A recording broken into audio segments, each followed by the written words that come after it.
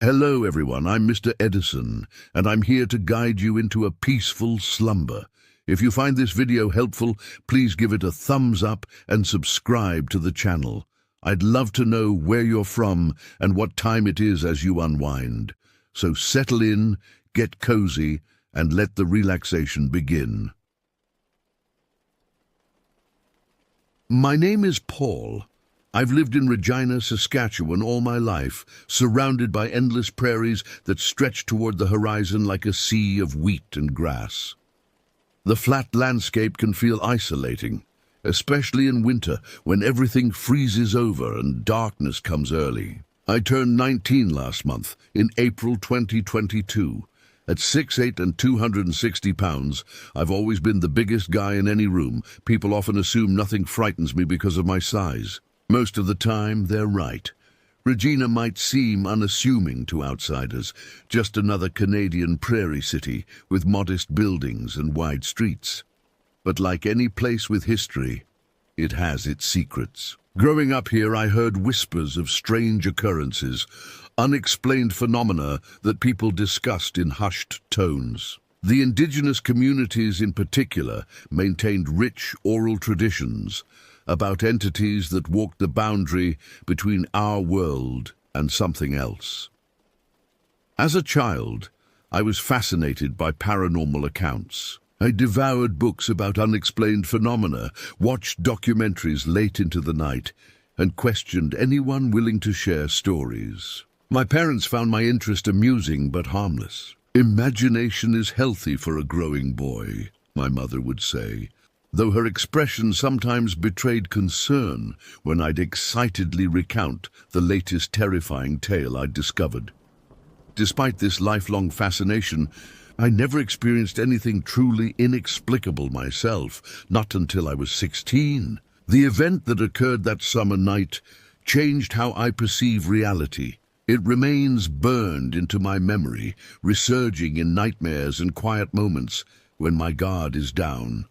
Winter in Saskatchewan is brutal, but summer brings its own intensity. Long days that stretch past 10 p.m., humid heat that builds toward afternoon thunderstorms, and nights alive with insects. The prairies transform from barren expanses to lush fields teeming with life. The tall grass waves in the breeze like water, concealing whatever might move beneath.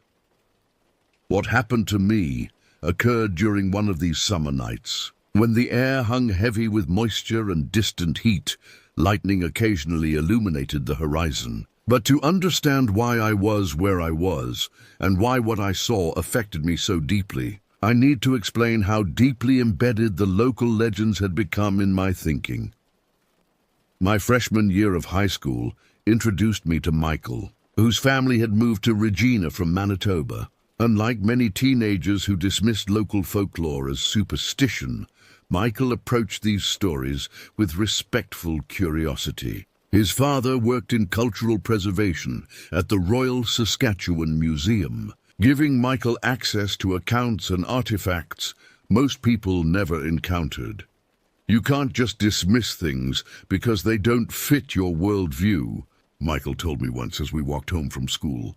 Indigenous communities have maintained oral histories for generations. Their knowledge of the land and what lives on it goes deeper than most people understand.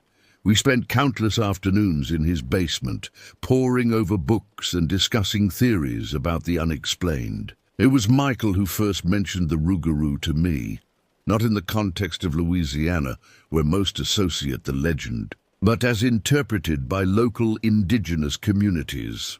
"The concept exists across cultures," he explained, "a being that shifts between human and animal form, often as punishment for transgression. The French brought the loup-garou concept, but indigenous communities had their own traditions of shapeshifters long before European contact."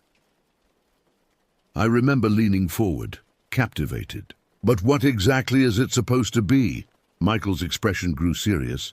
"Not what most movies portray. It's not just a man who becomes a wolf under the full moon. It's something that exists in between states, neither fully human nor fully animal.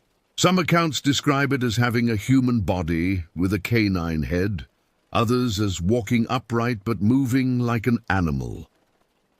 "Have there been sightings around here?" I asked. Michael nodded slowly. "More than you'd think, especially on the outskirts of the city, where development pushes into former wilderness. My dad says reports spike during construction projects that disturb previously untouched land." What fascinated me wasn't just the creature itself, but what it represented, the uncomfortable space between known and unknown, between civilization and wilderness. I didn't know then how personally I would come to understand that liminal terror. The summer before my fateful encounter, I began spending time with Jasmine, whose family lived on a reservation about 40 minutes outside Regina. We met through a community basketball program where my height made me valuable despite my mediocre coordination. Jasmine possessed a quiet confidence I admired. When conversation among teens turned to local legends, most would laugh or embellish for dramatic effect. Jasmine never did either. She listened, occasionally corrected details, but mostly remained silent during these discussions. One evening after practice, several of us gathered at a local diner. Someone mentioned recent reports of strange howls heard near the city's edge. "Probably just coyotes," Jeremy suggested, reaching for his soda. "They sound weirder than people expect." "Or someone's dog got loose," Ben added with a shrug. I noticed Jasmine's expression change slightly, a subtle tightening around her eyes. Later, as we walked to the bus stop, I asked her about it. "You looked concerned back there. Do you know something about those howls?" She walked several steps before responding. "My grandmother would say that some sounds aren't meant to be heard by human ears. When you hear them, it means boundaries are weakening." "What kind of boundaries?" "Between here and elsewhere." She stopped walking and turned to face me. "Paul, my mother's cousin, saw something last month. She was walking home at dusk, took a shortcut near the western edge of the reservation. There's a stretch of tall grass there that separates the homes from the road." I waited, as Jasmine seemed to consider whether to continue.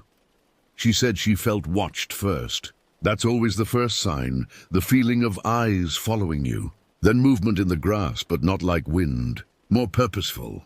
She started walking faster, and that's when she heard it breathing. "An animal?" I asked. She thought so at first. Maybe a coyote or a stray dog. But the breathing was wrong, too deep, too controlled. When she looked back, she saw something rising from the grass, standing up on two legs, but not like a person would stand. A chill spread across my shoulders despite the warm evening. "What did she do?" "Ran, never looked back again. Got home and couldn't speak for an hour, just trembled." Jasmine adjusted her backpack. "My grandmother performed a cleansing ceremony for her. Said the creature didn't follow her home, but it had noticed her. And once these things notice you, they remember." I tried to keep my tone light. "Do you believe it was real?" "What she saw?" "No." Jasmine's expression remained serious. "I believe she saw something that terrified her.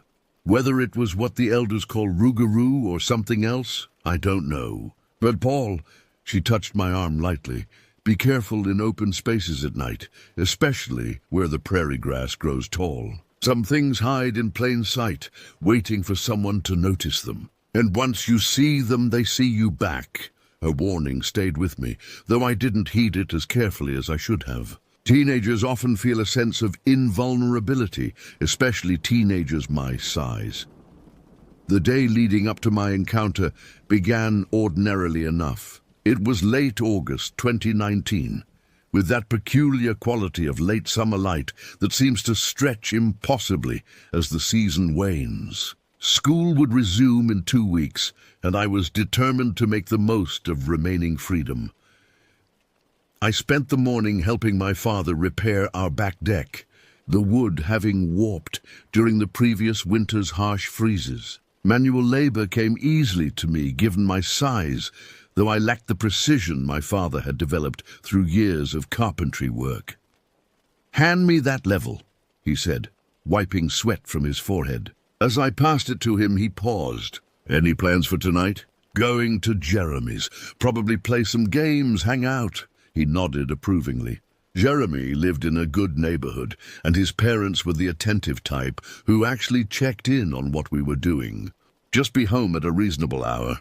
Your mother worries. I agreed without argument. At 16, I'd learned that maintaining my parents' trust afforded me more freedom than pushing boundaries. After finishing with the deck, I showered and texted Jeremy to confirm our plans. Several other friends would be there. Ben, Michael, and a couple guys from the basketball team. We'd planned a marathon gaming session with breaks for pizza and whatever snacks Jeremy's mum would inevitably provide, despite our protests that we could handle our own food. The afternoon passed quickly as I helped my mother with groceries and finished summer reading assignments I'd procrastinated on. Around 6, I grabbed my backpack with a change of clothes, my wireless controller, and a few energy drinks I'd smuggled past my mother's watchful eye. "I'm heading out," I called, already halfway through the door. "Be careful." My mother responded, her typical farewell. "Call if you need anything." I threw my bag over my shoulder and grabbed my bike from the garage. My car was in the shop, nothing serious, just routine maintenance, so I'd be relying on pedal power. Regina's flat landscape made biking easy, though the distance to Jeremy's house was considerable. I'd done it many times before, and thought nothing of the journey home, even knowing it would likely be after midnight when I left. I arrived at Jeremy's house as evening approached. His mother answered the door with her usual warm smile. "Paul, the boys are already downstairs. I've ordered pizza. It should be here in 30 minutes. The basement had been converted into the ultimate teenage hangout. Large TV, gaming consoles, comfortable seating, and a mini fridge Jeremy's parents kept stocked with non-alcoholic options. Michael and Ben were already settled in, controllers in hand, arguing good-naturedly about tournament brackets. "Finally," Ben called as I descended the stairs. "We need a fourth to make this fair." The hours melted away as they often do in good company. We played, ate, talked about girls from school, debated upcoming game releases, and generally existed in that perfect bubble of teenage male camaraderie. No serious concerns, no real-world pressures, just friendship and competition. Around 1 in the morning, Jeremy's father came downstairs to remind us of the time. The others were sleeping over, but I hadn't planned to stay. "You sure you don't want to crash here?" Jeremy asked as I gathered my things. "The couch is free." I considered it briefly, but decided against it. "Nah, I promised my mom I'd be home. Besides, I've biked back later than this before." Michael frowned slightly. "It's pretty dark out there." "I've got lights." I patted my backpack where my bike lights were stored. "And unlike you weaklings, I don't fear the night."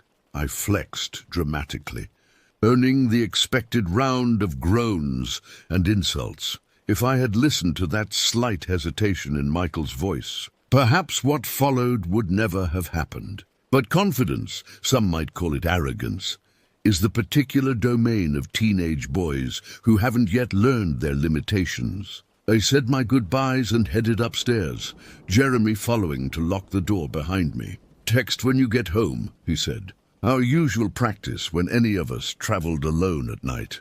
"Will do."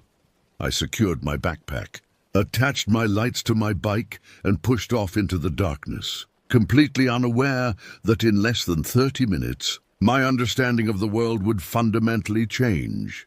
The night air had cooled considerably, a welcome relief after the day's humidity. Regina's streets were largely deserted, with only occasional cars passing, mostly taxis and late-night workers heading home. The city takes on a different character after midnight. Familiar landmarks cast unusual shadows, and sounds carry differently through the quiet. My route home from Jeremy's house normally took about 30 minutes at a casual pace. I could cut it to 20 if I pushed myself, which I often did during daylight hours. At night, I typically followed the most well-lit streets, even though this added distance. But that night, feeling restless and energetic from the hours of competition, I decided to take the shorter route that would lead me past Wascana Park and down a long, straight road that ran alongside a large open field. The main streets posed no issues. Streetlights illuminated my path, and the rhythm of pedaling lulled me into that meditative state cyclists often experience, mind wandering while body works automatically. I thought about school starting soon, about college applications I would need to prepare in the coming year, about the girl in my chemistry class I hoped would be assigned as my lab partner again. As I turned onto the less populated street that would take me past the park, the darkness intensified. Here, streetlights were spaced farther apart, creating pools of illumination with stretches of shadow between them. To my left stretched Wascana Park, normally a beautiful green space in daylight, now transformed into an impenetrable wall of blackness. To my right stood houses, most with lights off at this hour, their occupants long since retired for the night.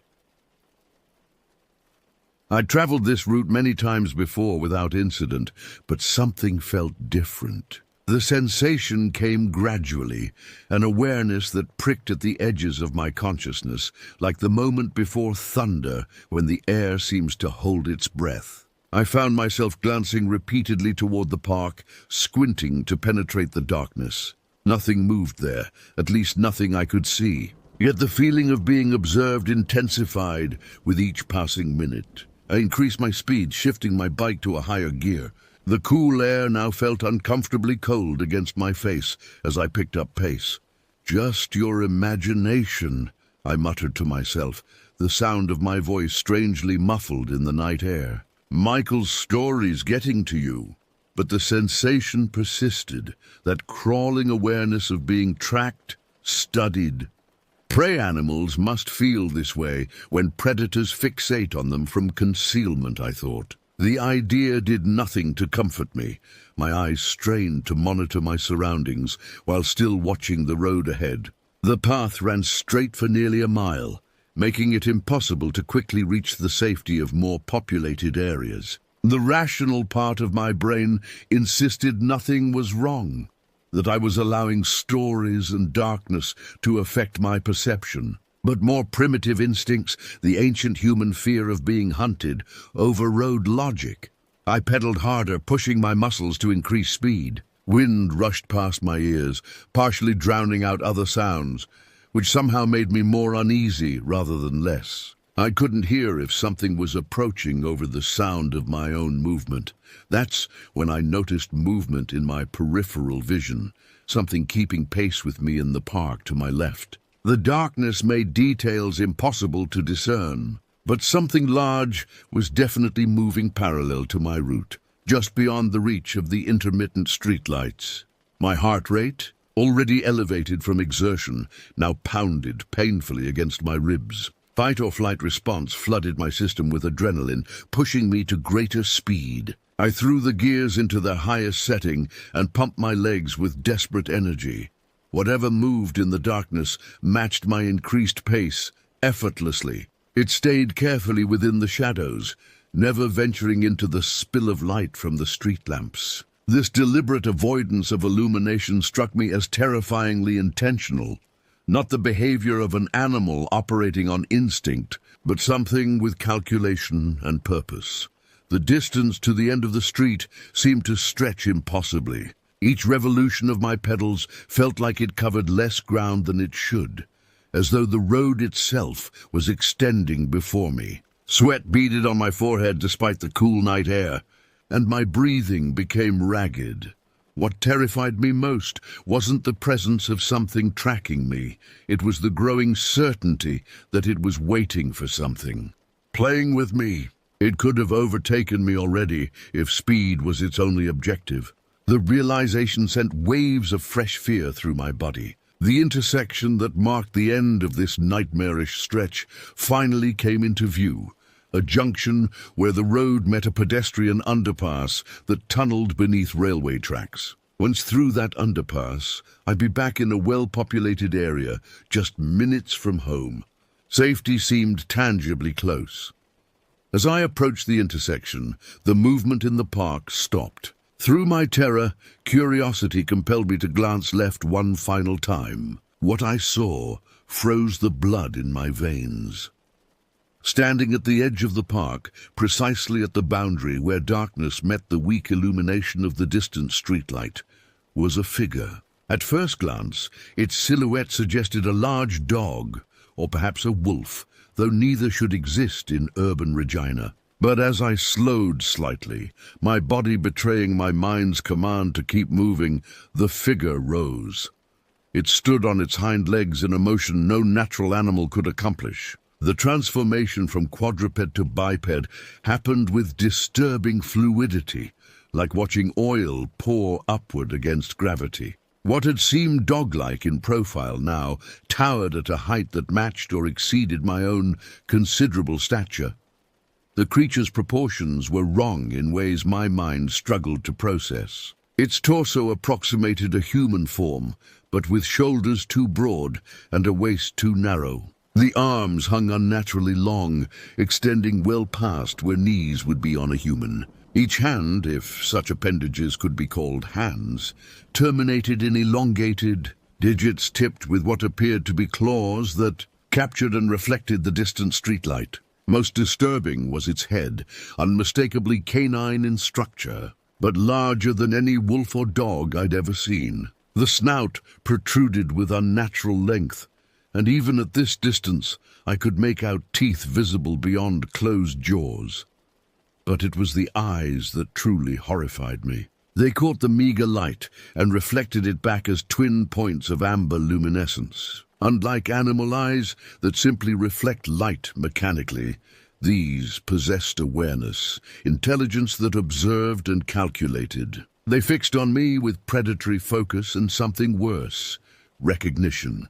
We regarded each other across the distance for what felt like minutes, but must have been mere seconds. It made no move to approach, yet I felt its attention like a physical weight. Its chest expanded with deep, controlled breathing after the exertion of pacing me. The sound carried across the empty street, a rasping inhalation too deep and resonant for its frame, as though the lungs inside were larger than its exterior suggested possible. The creature's fur appeared matted and coarse, a color that blended perfectly with the dead prairie grass surrounding it, not the rich brown or gray of healthy wildlife, but a sickly, yellowish tan, like vegetation left too long without water.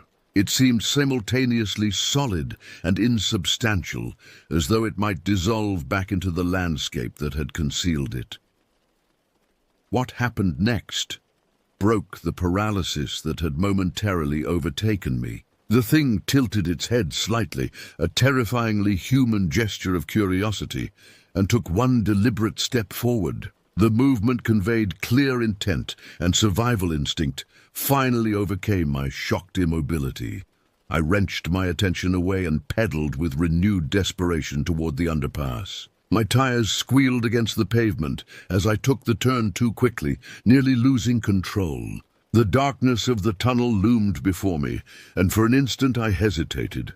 What if it was waiting there, using the underpass to trap me? No choice remained but forward movement. I plunged into the tunnel, the sound of my breathing and bicycle wheels echoing chaotically off the concrete walls. The distance through the underpass was perhaps 30 meters, but it stretched endlessly before me, darkness broken only by my bike's front light, casting disturbing, elongated shadows. Halfway through, terror compelled me to look back.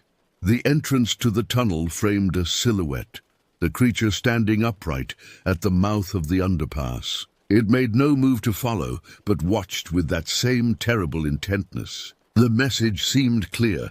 It could pursue if it wished, but was choosing not to. The boundary, perhaps the proximity to more populated areas beyond, had given it pause. I emerged from the opposite side, gasping for breath, and found myself on familiar streets lined with houses and apartments. Distant traffic sounds provided comfort, the reassuring noise of normal human activity. When I glanced back one final time, the tunnel entrance stood empty. The remaining distance home passed in a blur of frantic pedaling. I ran red lights, cut across lanes without checking for cars, and pushed my speed beyond safety. Nothing mattered except putting distance between myself and what I'd seen. I arrived home drenched in sweat, hands trembling so badly I struggled to lock my bike in the garage. The house stood dark except for the porch light my parents always left on when I was out. I fumbled with my keys at the door, dropped them twice before managing to insert them in the lock, and practically fell into the entryway. The normalcy of our family home, the familiar smell of furniture polish my mother used, the quiet hum of the refrigerator, the family photos lining the hallway, created a surreal contrast to what I'd just experienced. I stood in the darkened entryway, back pressed against the closed door, struggling to regulate my breathing and organize my thoughts. My phone vibrated in my pocket. Jeremy texting to check if I'd made it home. I pulled it out, stared at the screen without comprehension for several seconds, then managed to type "home safe" with shaking fingers. The mundane exchange felt impossibly distant from my current reality. Sleep was out of the question. I moved through the house like a ghost, checking window locks, peeking through blinds at the empty street, starting at every normal house sound. I finally settled on the living room couch, unwilling to go upstairs to my bedroom, with its windows overlooking the backyard. I left the TV on with the volume low, needing the comfort of human voices and light. Morning arrived after what felt like years. I must have eventually succumbed to exhaustion because I woke to sunlight streaming through windows and my mother's concerned expression as she stood over me. "Paul, why are you sleeping down here? Are you feeling okay?" I blinked up at her, the previous night's terror momentarily forgotten, then rushing back in a flood of adrenaline. I got in late. Didn't want to wake anyone." She frowned, not believing me but not pushing further. "You're pale. Are you coming down with something?" "Maybe." The excuse was welcome. "Just tired." In daylight, surrounded by normality, doubt began to creep in. Had I actually seen what I thought I saw? The human mind can play extraordinary tricks, especially in darkness, when primed by stories and operating under fatigue. Perhaps it had been a large dog, and my imagination had transformed it into something more sinister. Or maybe someone had been walking their German Shepherd and stopped to watch me pass. The transformation from 4 legs to 2, merely the owner standing up from crouching beside their pet. These rationalizations provided temporary comfort, but couldn't entirely dispel the memory of those eyes watching me with unnatural intelligence, or the wrongness of the proportions as it stood upright. Most disturbing was the purposefulness of its behavior, the precise way it had paced me while remaining hidden, revealing itself only at the boundary where my escape was assured. I spent the day in a fog, moving mechanically through household chores, responding to texts from friends with brief, uninformative replies. My parents exchanged concerned glances, but attributed my behavior to typical teenage moodiness or possible illness. That evening, I researched local wildlife on my laptop. Regina has coyotes in surrounding areas, occasionally venturing into parks, but nothing approaching the size of what I'd seen. Wolves are extremely rare in the region. No bears had been reported near the city in decades. I expanded my search to include cryptid legends and found myself on websites discussing dogman sightings across North America. The descriptions matched disturbingly well with what I'd encountered. The height, the inappropriate proportions, the intelligence in the eyes, the tendency to track targets before revealing themselves. Many accounts mentioned the same yellowish-brown coloration I'd observed. Most disturbing were the maps showing clusters of sightings. While most concentrated in wooded regions of Michigan, Wisconsin, and the Pacific Northwest, a small but significant cluster appeared in the prairie provinces of Canada, particularly near boundaries between developed areas and open grassland. I discovered that around the same time as my encounter, Local news had reported several pet disappearances in neighborhoods bordering Wascana Park. The articles attributed the incidents to coyotes or feral dogs, with animal control officials urging residents to keep pets indoors at night. One interview with a distraught pet owner described hearing something large moving through their yard before their dog disappeared without trace. The more I read, the more my certainty grew.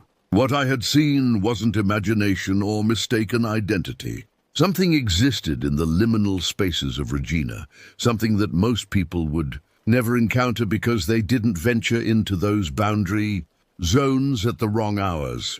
3 years have passed since that night. I've never again taken that route after dark, rearranging my entire life to avoid being in certain areas at certain times. My friends noticed the change, how I became adamant about leaving gatherings before sunset or insisting on driving rather than biking, even in perfect weather. Most attributed it to some undisclosed incident and eventually stopped questioning.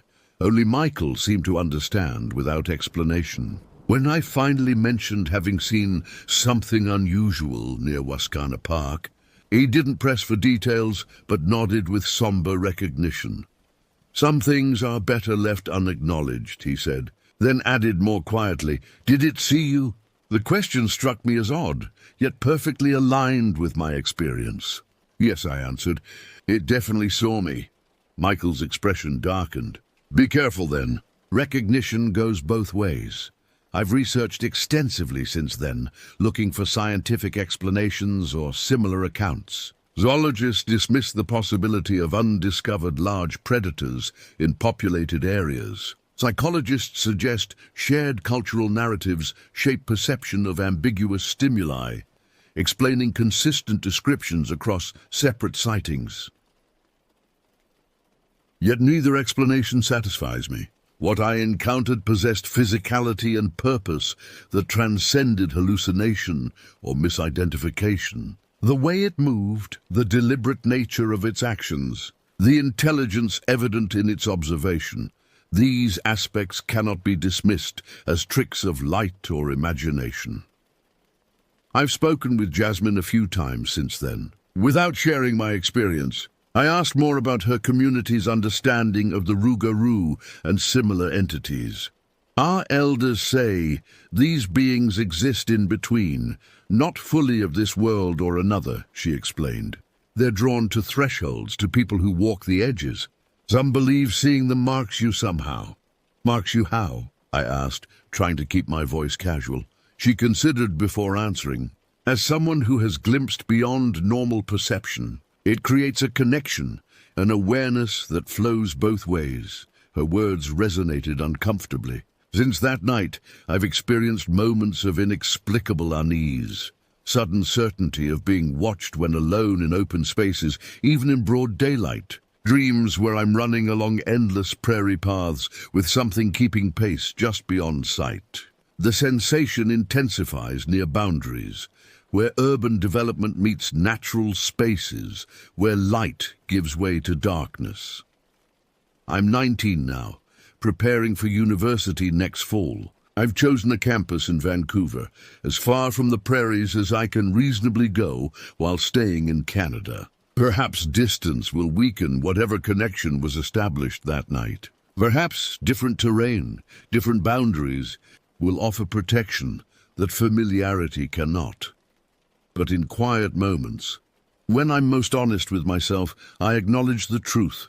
What I saw changed me fundamentally. Not because it revealed monsters exist, but because it revealed the world is not what we pretend it to be. Reality has seams, places where the familiar gives way to something else. Most people move through life never glimpsing these ruptures. I no longer have that luxury. Having seen beyond the veil, I cannot unsee it. And sometimes, in the moment between wakefulness and sleep, I'm overwhelmed by the certainty that something waits patiently for our paths to cross again. Something that remembers me as clearly as I remember it. The prairies hold secrets beneath their seeming emptiness. They conceal watchers in the waving grass. I know this now, and the knowledge itself forms a boundary I can never recross, separating who I was before that night from who I have become since. Some doors, once opened, cannot be closed again.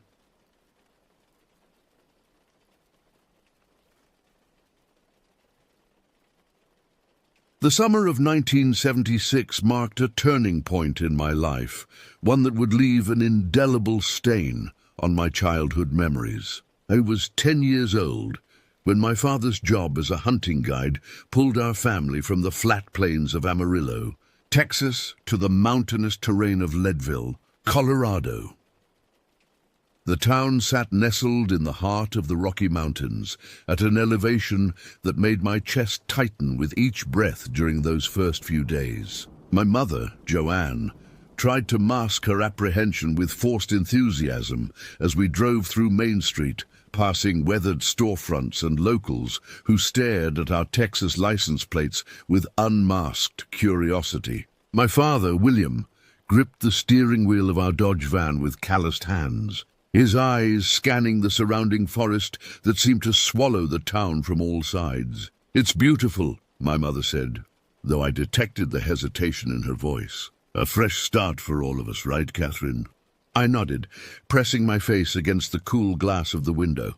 Leadville wasn't like anywhere I'd ever lived before. The national forest surrounding it created a natural prison of pine and aspen, beautiful yet somehow threatening in its vastness. We had arranged temporary housing before arriving, a mobile home on the outskirts of town that my father had secured through a newspaper listing. As we drove away from civilization toward our new residence, the trees grew thicker, the road narrower, until we turned onto a dirt path that wound through a dense section of woods.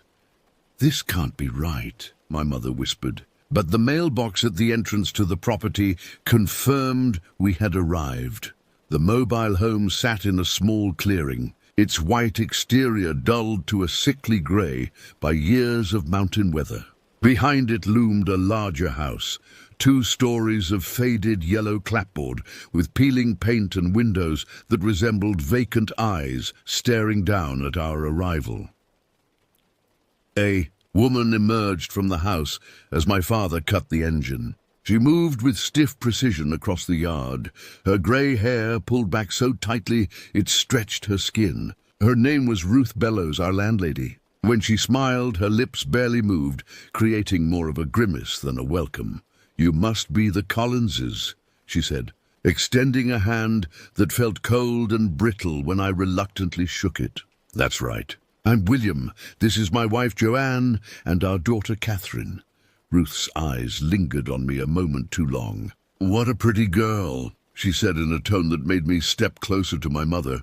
"My son will be pleased to have new neighbors. He gets so lonely up here." As if summoned by her words, a man appeared on the porch of the yellow house. He stood motionless, watching us unload our suitcases. Though I couldn't make out his features clearly from that distance, his stillness unsettled me. He made no move to help or introduce himself. "That's Victor," Ruth explained, noticing my stare. "He's shy around newcomers, but he'll warm up." The mobile home's interior smelled of mothballs and something else, a damp, earthy scent that clung to the back of my throat. It was furnished with dated pieces that had likely been there for decades. A mustard-colored sofa with cigarette burns on the armrests, a dining table with 4 mismatched chairs, and beds with mattresses that sagged in the middle. "It's temporary," my father assured us as he helped my mother unpack our kitchenware. "Just until we find something better in town." That night, I lay awake on sheets that smelled faintly of someone else, listening to the unfamiliar sounds of the Colorado wilderness. The wind whispered through the trees. Branches scratched against the thin walls of our new home, and somewhere in the distance, an animal cried out in a way that sounded almost human.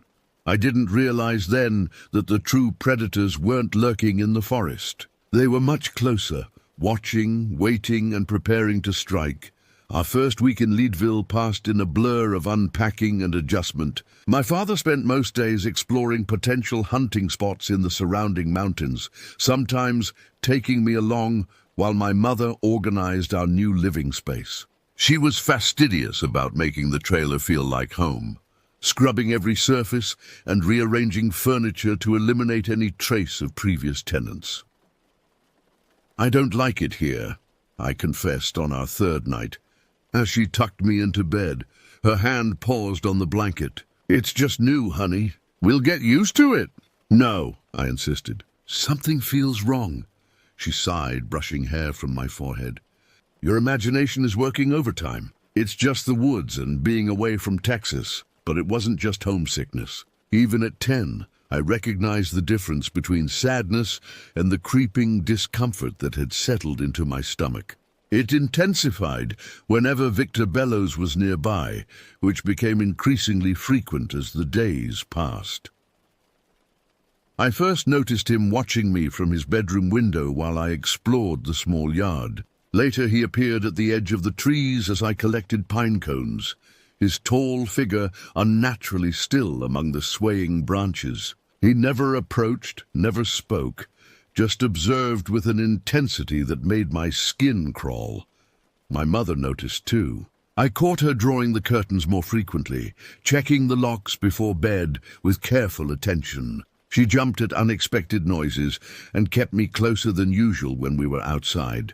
On the 5th day, I discovered a small pile of animal bones arranged in a neat circle behind our mobile home. They were clean, bleached white by the sun, positioned with deliberate care.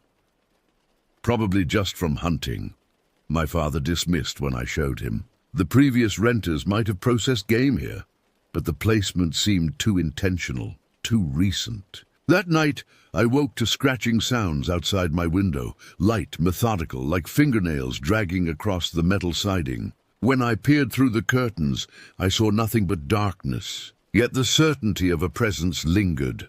The next morning, my mother discovered small, muddy footprints on the kitchen floor, too small for any of us, leading from the back door to the refrigerator and back.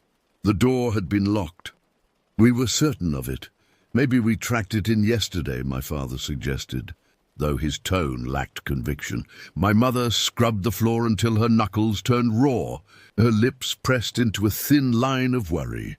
That afternoon, Ruth appeared at our door with a basket of homemade preserves, jams and pickled vegetables in glass jars with handwritten labels.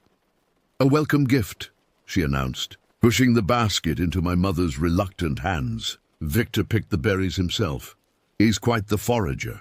The jams glowed an unnatural shade of red in the sunlight. "That's very kind," my mother said, setting the basket on the counter as soon as Ruth left. She never opened a single jar. Later that day, I spotted Victor at the edge of the clearing, kneeling to examine something on the ground. When he stood, I saw he held a small animal, a rabbit, limp in his hands. Our eyes met across the distance, and he smiled for the first time, a thin, humorless stretching of lips that revealed too many teeth. He raised the dead rabbit in a gesture almost like a toast before disappearing into the woods. I told my parents, who exchanged worried glances.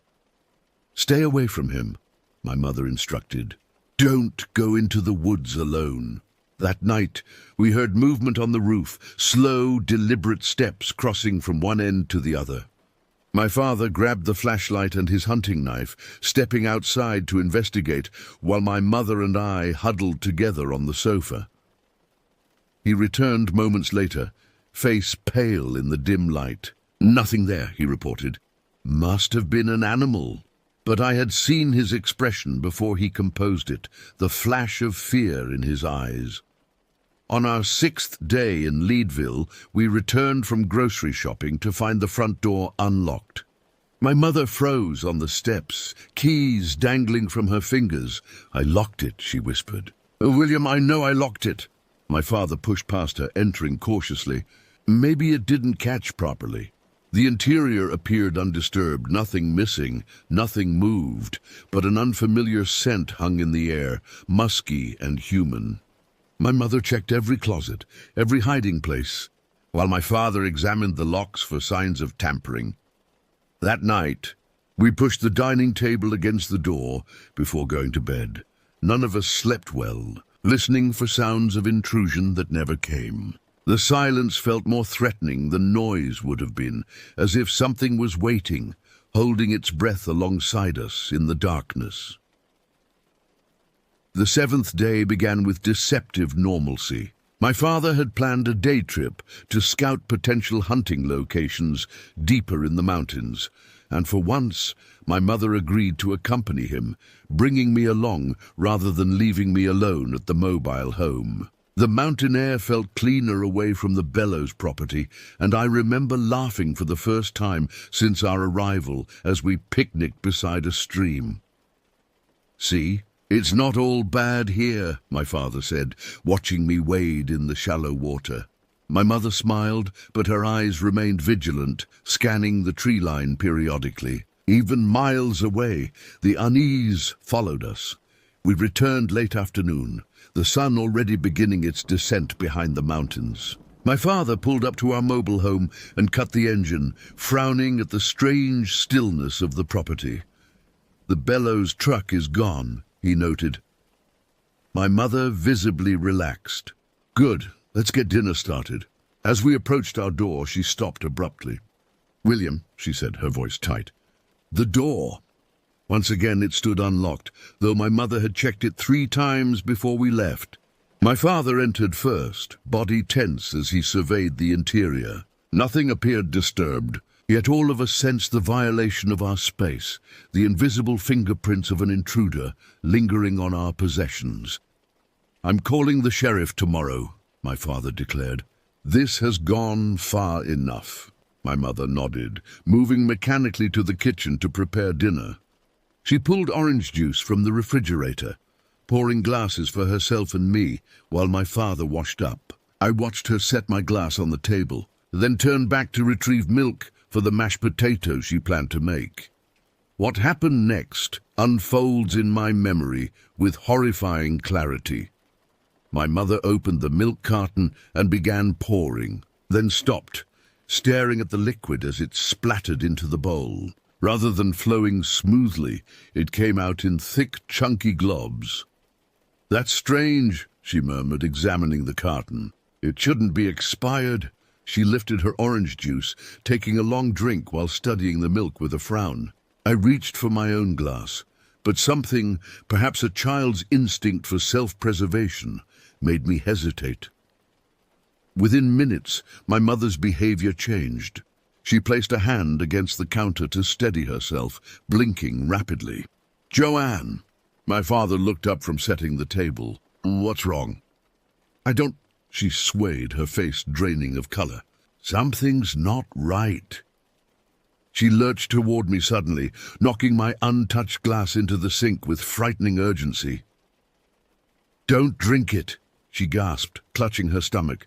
"William, something's in the juice. I need a hospital." My father moved with startling speed, lifting my mother as her knees buckled. Her body began trembling, eyes rolling back as foam gathered at the corners of her mouth. "Catherine, get in the van," he shouted, carrying my mother through the door. I followed in terror, watching my mother's convulsing form in the back seat as my father sped down the dirt road. She drifted in and out of consciousness, sometimes murmuring incoherently, sometimes lying so still I feared she had died. The nearest hospital was 15 miles away, in a neighboring town larger than Lidville. Every minute of that journey stretches in my memory, expanded by fear into what felt like hours. I remember praying simple, desperate pleas to whoever might be listening as tears streamed down my face. "Stay with me." "Joanne," my father kept repeating, one hand on the wheel, the other reaching back to touch her arm. "We're almost there." By the time we screeched to a halt at the emergency entrance, my mother had lost consciousness entirely. Medical staff rushed out with a gurney, bombarding my father with questions as they whisked her away. "I think she's been poisoned," he told them, his voice breaking. The orange juice. Someone put something in our orange juice. They took us to a sterile waiting room where a nurse brought me a cup of water I was too frightened to drink. My father paced relentlessly, stopping nurses for updates they couldn't provide. After what seemed an eternity, a doctor emerged, her expression grave but not devastating. "Your wife is stable," she told my father. "We've pumped her stomach and are administering activated charcoal. Whatever was in her system appears to be some kind of household chemical, possibly antifreeze based on initial symptoms." Antifreeze? My father's face contorted with rage and disbelief. "In our refrigerator. The sheriff will want to investigate," the doctor said. "This wasn't accidental." I watched my father's hands clench into fists, his knuckles turning white as the reality settled over us both. Someone had deliberately tried to harm us, to kill us, and had nearly succeeded. The hospital lights buzzed overhead, harsh and unforgiving, as we waited to learn if my mother would fully recover.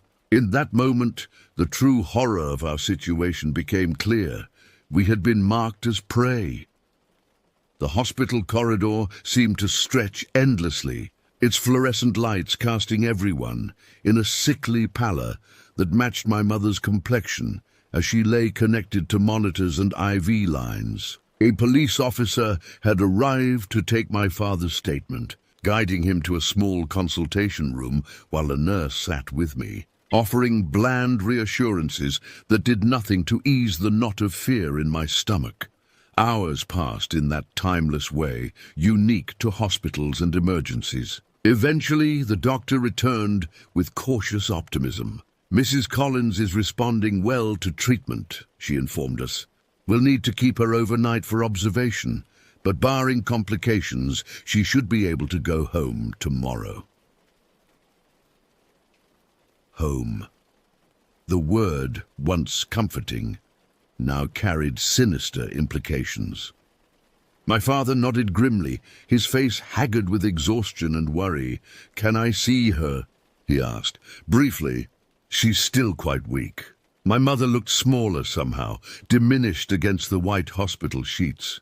Her eyes, when they focused on us, contained a new wariness I'd never seen before.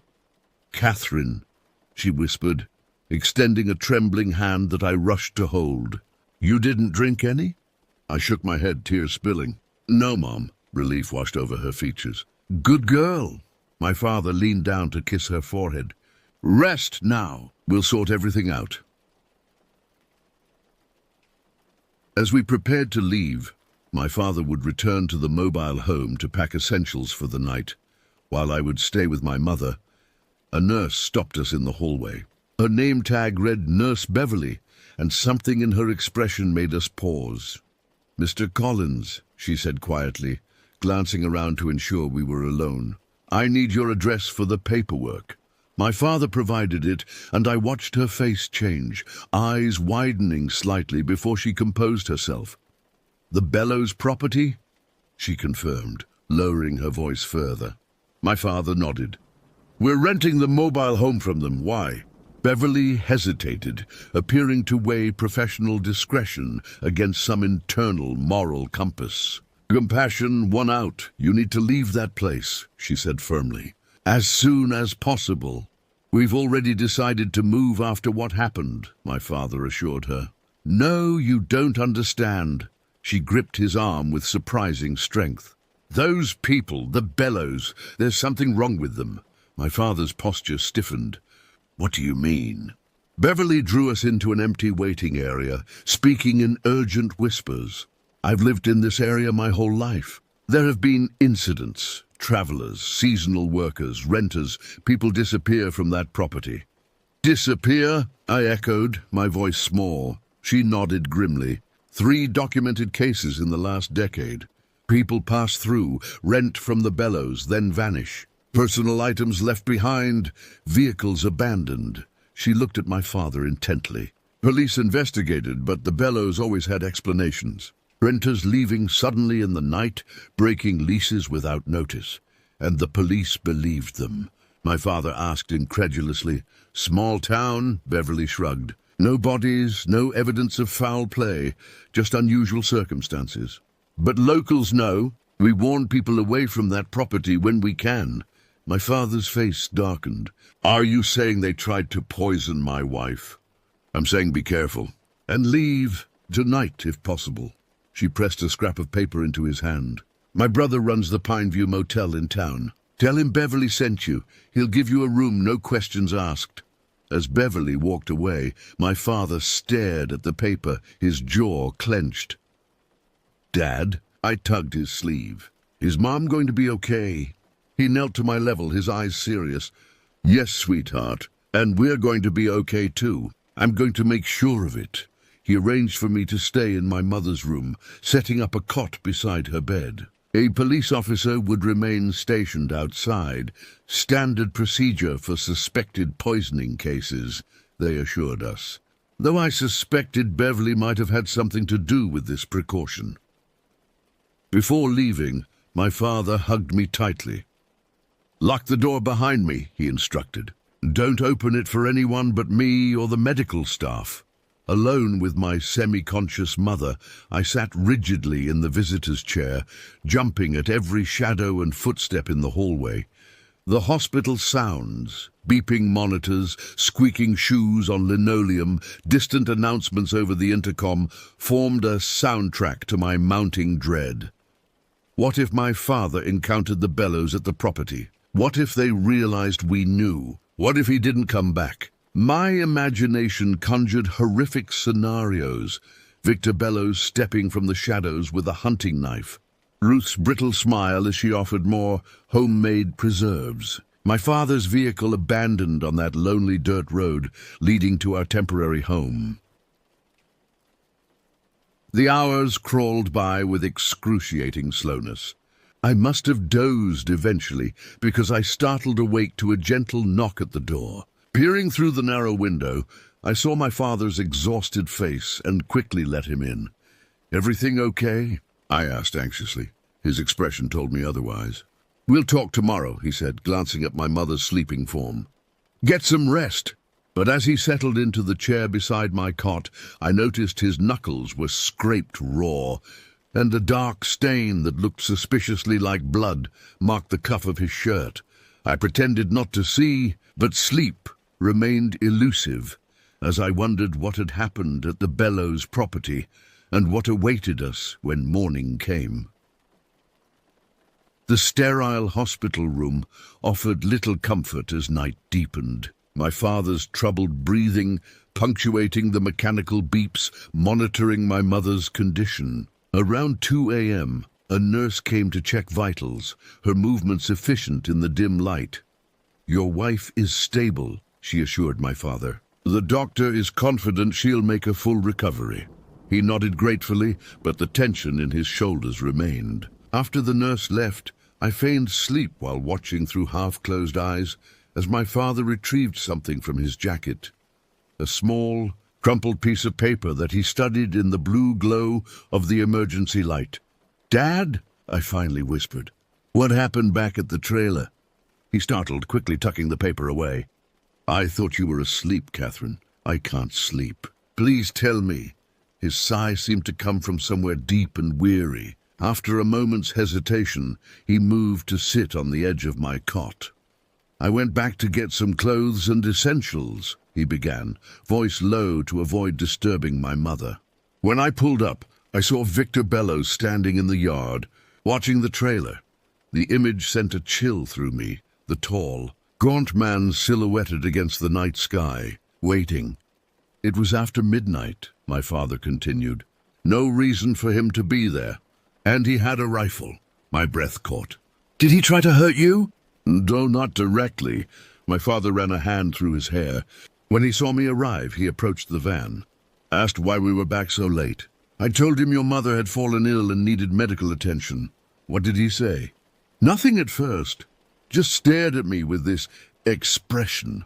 My father seemed to struggle finding words, like he was disappointed. Then he asked if she'd eaten dinner. The implication hung in the air between us, Victor knowing exactly why my mother was hospitalized. I started grabbing our things, my father continued. Told him we wouldn't be staying another night. He followed me inside, watching every move. Kept asking questions about your mother, what symptoms she had, what the doctors said.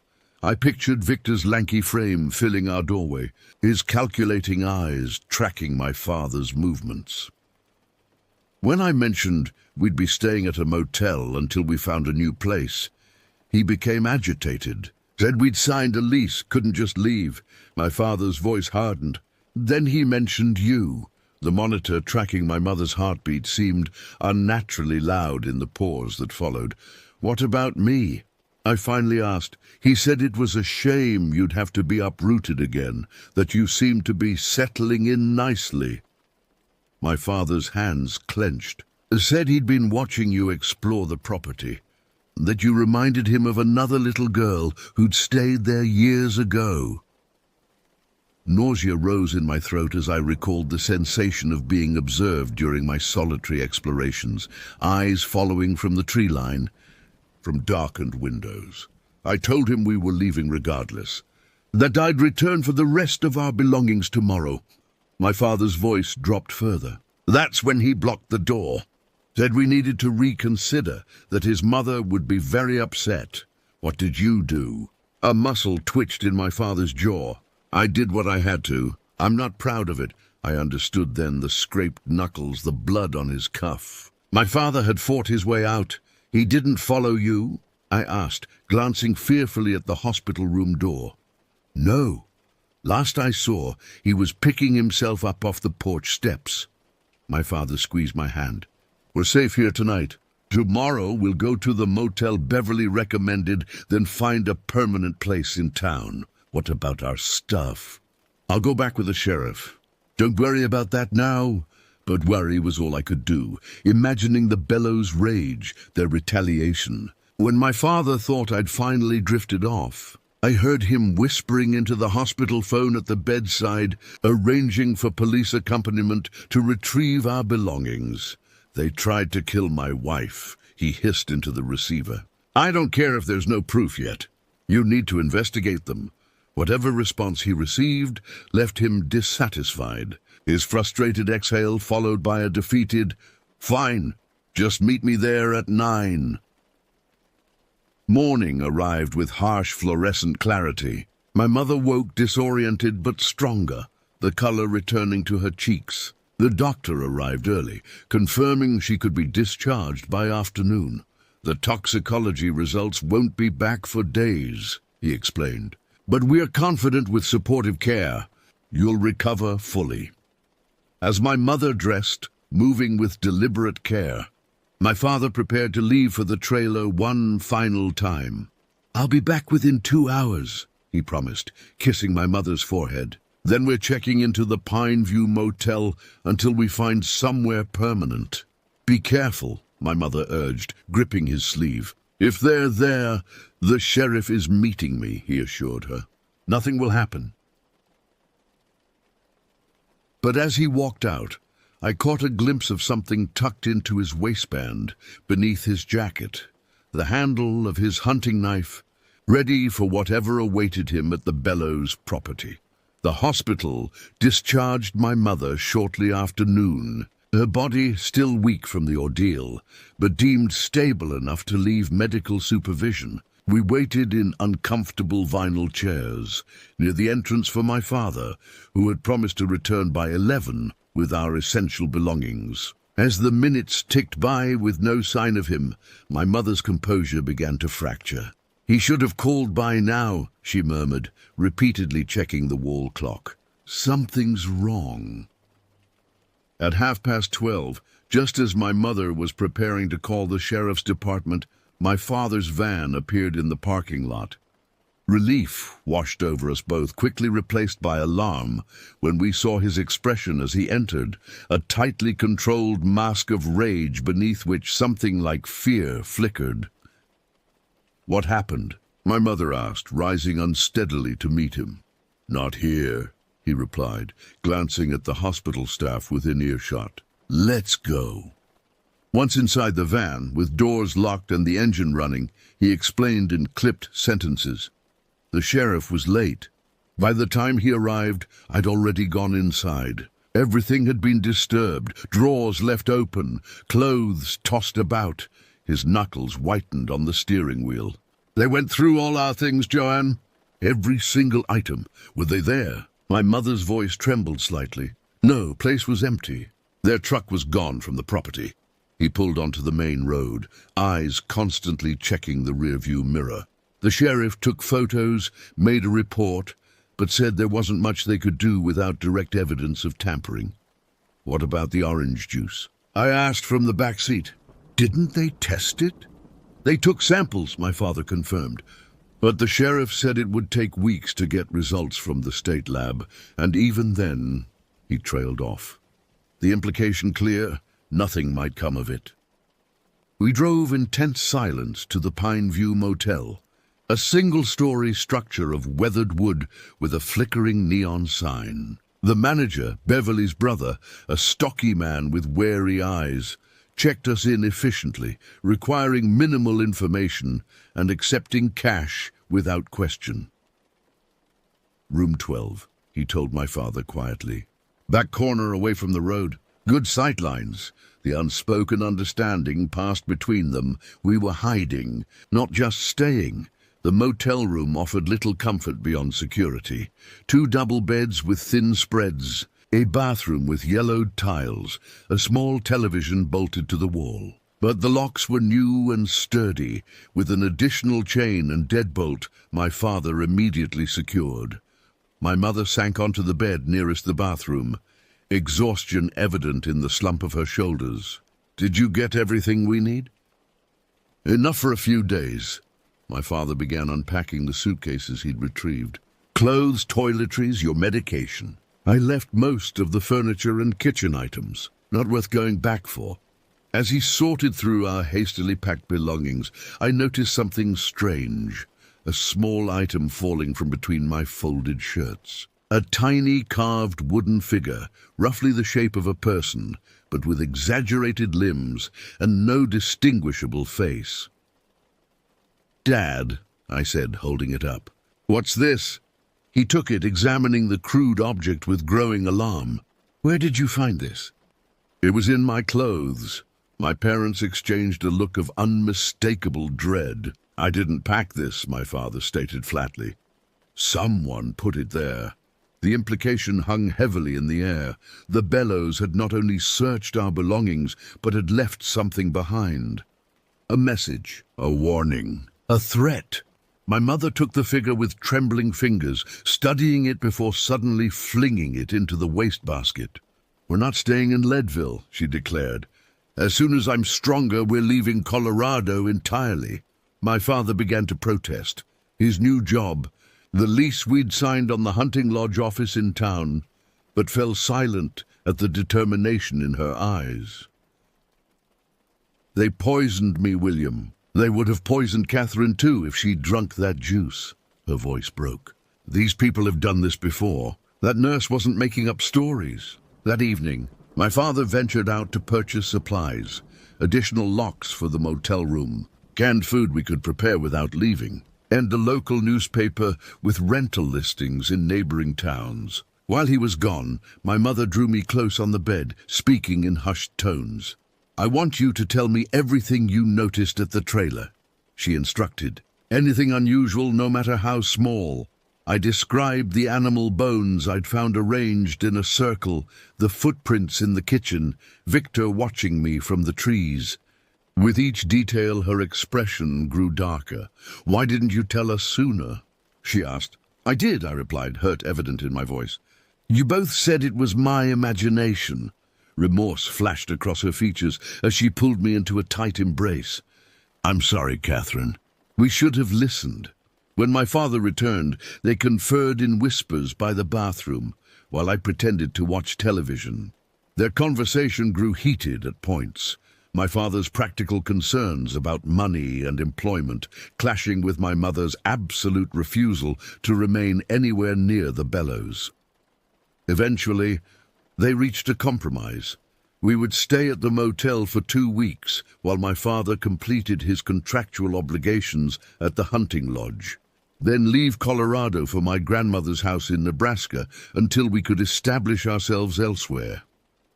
That night, sleep came fitfully, interrupted by nightmares of Victor Bellows standing over my bed, holding a glass of orange juice in one hand and the faceless wooden figure in the other. I woke gasping several times, only to find my father sitting vigilant in the chair by the door, his hunting knife on the table beside him. "It's okay," he would whisper each time. "I'm watching. Go back to sleep." But his eyes, red-rimmed and constantly moving to the window, told me he found no more comfort in our temporary sanctuary than I did. The next morning, my father left to speak with his employer, while my mother and I remained locked in the motel room. Hours later, he returned with a local newspaper, opening it to a small article tucked away on an inner page. "Suspicious fire destroys rural property." The mobile home we had fled now existed only in our memories, reduced to ash and twisted metal by what authorities called a fire of unknown origin. The article mentioned the Bellows were unharmed, their main house spared from the blaze. "They destroyed the evidence," my mother whispered. My father nodded grimly and sent us a message. For the remainder of our time in Leadville, we lived like fugitives, changing motels every few days, using cash for all transactions, never venturing out alone. My father carried his hunting knife everywhere, while my mother kept me within arm's reach at all times. Twice, we spotted Victor Bellows in town, once outside the grocery store, watching our motel from across the street, and later near the hunting lodge where my father worked. He never approached, never spoke, just observed with that same unsettling intensity, a silent promise that he hadn't forgotten us. The day we finally left Leadville, driving east toward Nebraska with our remaining possessions crammed into the van, I looked back to see a familiar truck following at a distance. It maintained this position for nearly 50 miles before finally turning back at the state line, a final reminder that some predators are patient, willing to wait for prey to return to their hunting grounds. The small apartment we eventually found in downtown Leadville offered a facade of normalcy that never quite penetrated beyond the surface of our daily lives. Located above a hardware store on Harrison Avenue, it provided what my parents valued most: proximity to other people, multiple escape routes, and no connection to the Bellows. My father had convinced my mother to stay in Colorado after securing a position with a more established hunting outfitter that offered a substantial salary increase, enough to compensate for the trauma we'd endured. The compromise: we would remain through the hunting season, saving every penny, then reassess our future before winter arrived. Our new home became a fortress of paranoia. My father installed additional deadbolts, window alarms, and a telephone with emergency numbers taped beside it. My mother established rigid protocols. No one entered alone, doors remained locked at all times, and I was never outside without adult supervision. School began in September, bringing a semblance of routine that should have been comforting, but instead created new anxieties. Each morning my father walked me to the brick schoolhouse 3 blocks away. Each afternoon, my mother waited at the exact same spot to escort me home. The other children noticed our unusual arrangements, their curious whispers following me through the hallways. "Her family's the one that had trouble with the Bellowses," I overheard one teacher telling another. "Terrible business. Best not to ask." Gradually, we learned we weren't alone in our fear. Leadville, like many small towns, harbored secrets beneath its picturesque exterior. As my parents cautiously formed connections with neighbors and colleagues, fragments of the Bellows' history emerged through careful conversations. Ruth Bellows had inherited the property from her husband, who died under circumstances locals described as strange without elaborating. Victor, their only child, had attended Leadville's school until an incident in his early teens prompted his mother to withdraw him for home education. Now in his 30s, He rarely interacted with townspeople except when necessary, preferring the isolation of their forest property. "They keep to themselves," was the generous assessment from those inclined to charity.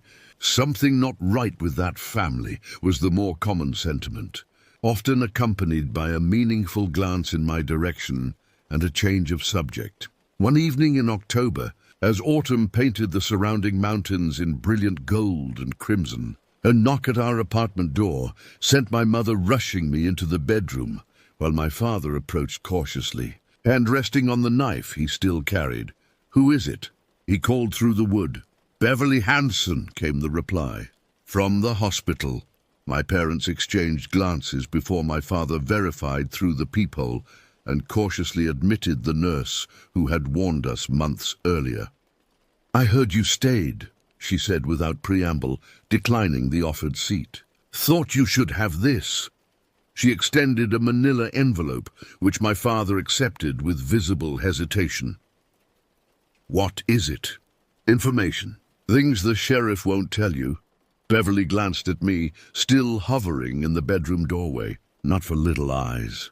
My mother ushered me fully into the bedroom, closing the door despite my protests. I pressed my ear against the wood, catching only fragments of their hushed conversation. "Fourth family in 12 years. Never enough. Evidence. Remains found in 69 but couldn't identify. Hunting accidents. Reported. Watching your apartment."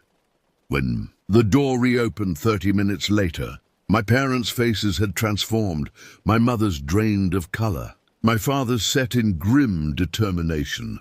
"We're leaving next week," he announced after Beverly departed. "I've given notice at work." That night, I woke to the sound of papers rustling in the living room. Creeping from my bed, I peered through the cracked door to see my father studying photographs spread across the coffee table, a tumbler of whiskey at his elbow. I recognized missing persons posters, newspaper clippings, and what appeared to be handwritten statements. Among them lay several photos similar to the wooden figure we'd found in my clothes, crude carvings with distorted limbs and featureless heads. More disturbing were the images of bones, human remains discovered in the national forest near the Bellows property, according to the notations. Evidence deemed inconclusive by authorities unwilling or unable to connect the scattered pieces. As my father methodically documented everything in a notebook, I retreated to bed, understanding for the first time that what had happened to us was merely one chapter in a longer, darker narrative, one that continued unfolding in the shadows of Leadville's mountains. The following days passed in a blur of packing and preparation. My father sold or donated everything we couldn't fit in our van, while my mother withdrew me from school with vague explanations about family emergencies elsewhere. Throughout this frantic activity, I became aware of a dark truck appearing with increasing frequency on our street, sometimes parked across from our building, sometimes slowly circling the block. Though we never clearly saw the driver, the vehicle's deliberate presence sent my mother into panic attacks that left her gasping for breath behind locked doors. The night before our planned departure, my father sat me down for a conversation I would never forget. "Catherine," he began, his voice steady despite the tension evident in his shoulders. "Tomorrow we're leaving Leadville for good. I need you to understand something important." I nodded, sensing the gravity in his tone. What happened to us here, what almost happened to your mother, wasn't random. Those people, the Bellows, they've done this before.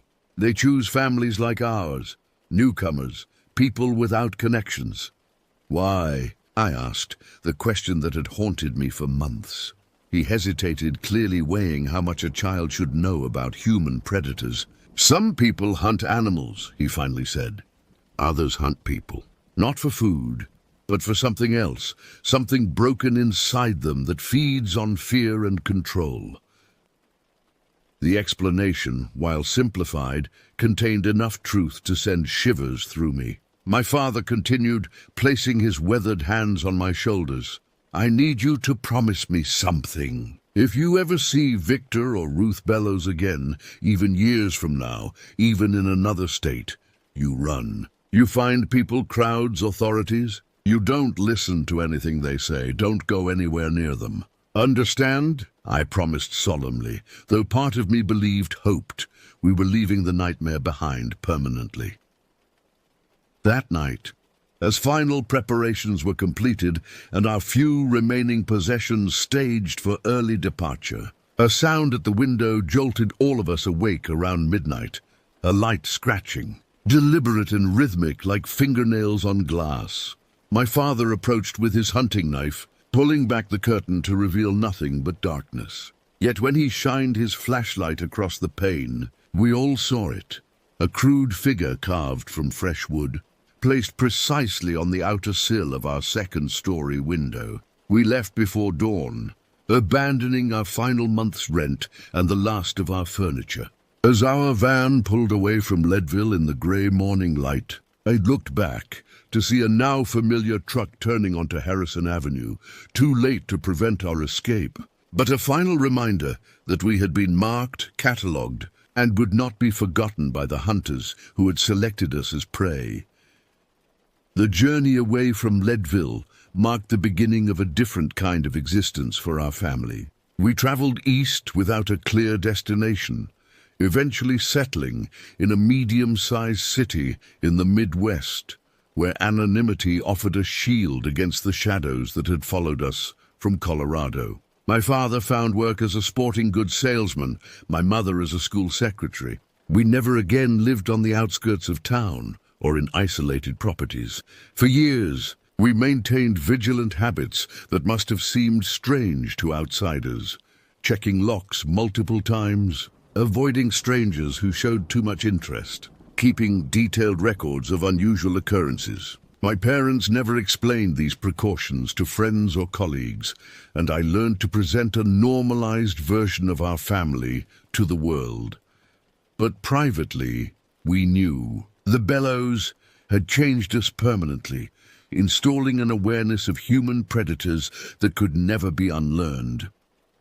As I grew older, my parents gradually shared more details about what Beverly Henson had given them that October night in 1976. The envelope contained what she had meticulously documented over decades, a pattern of disappearances, suspicious deaths, and near misses connected to the Bellows property. The earliest recorded incident dated to 1954, when Ruth and her husband Martin purchased the land. Within months, a family renting a cabin on their property abruptly departed, leaving most possessions behind.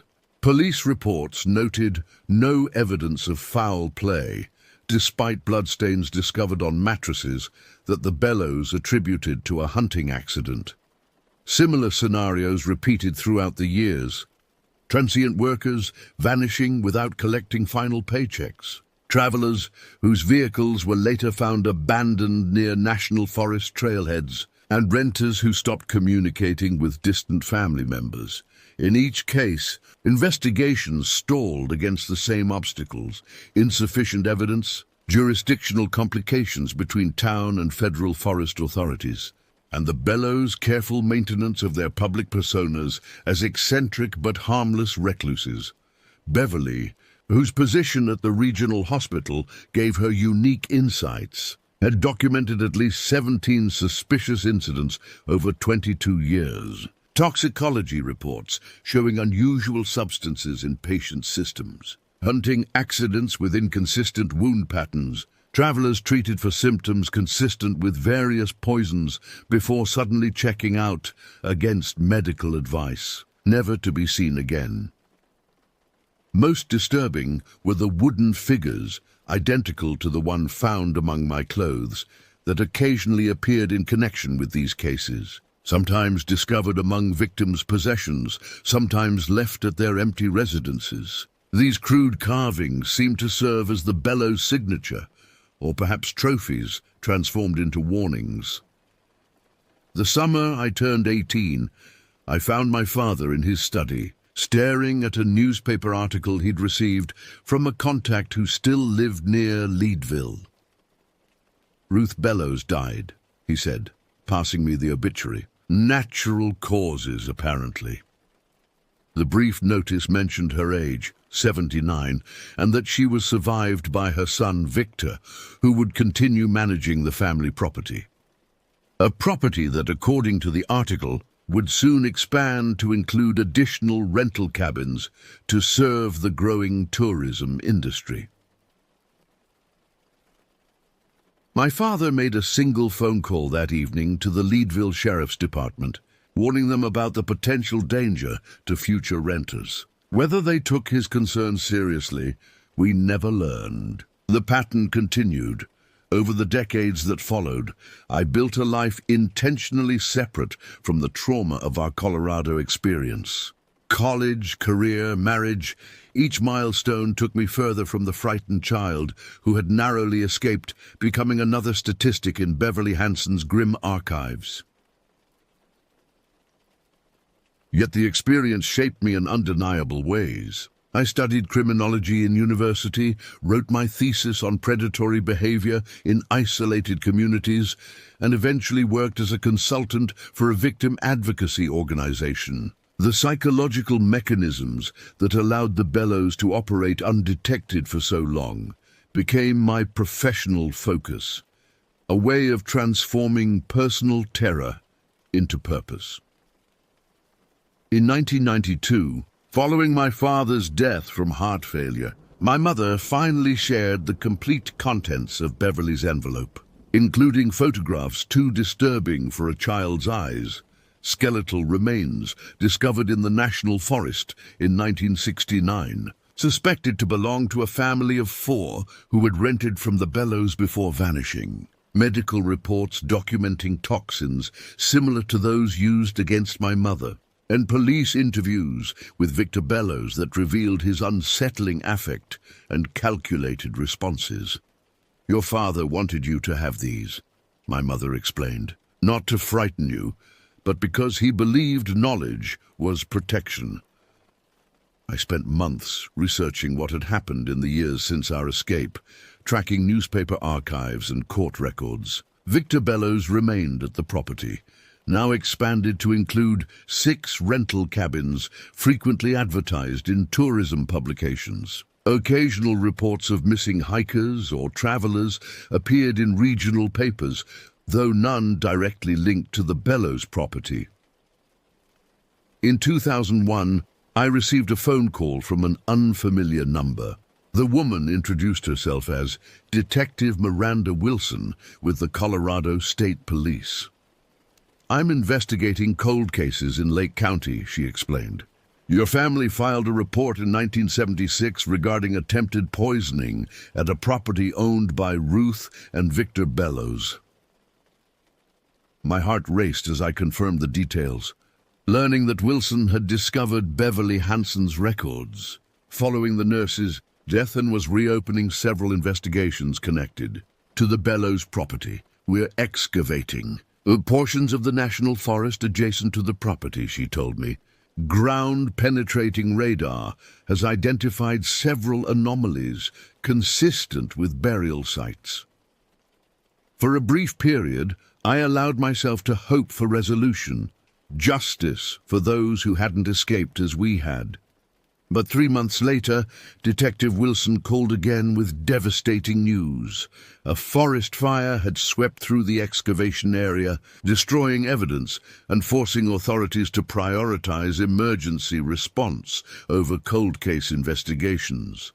"The Bellows property?" I asked. "Untouched," she replied grimly. "Fire burned right up to their property line, then changed direction. Victor Bellows is claiming divine intervention."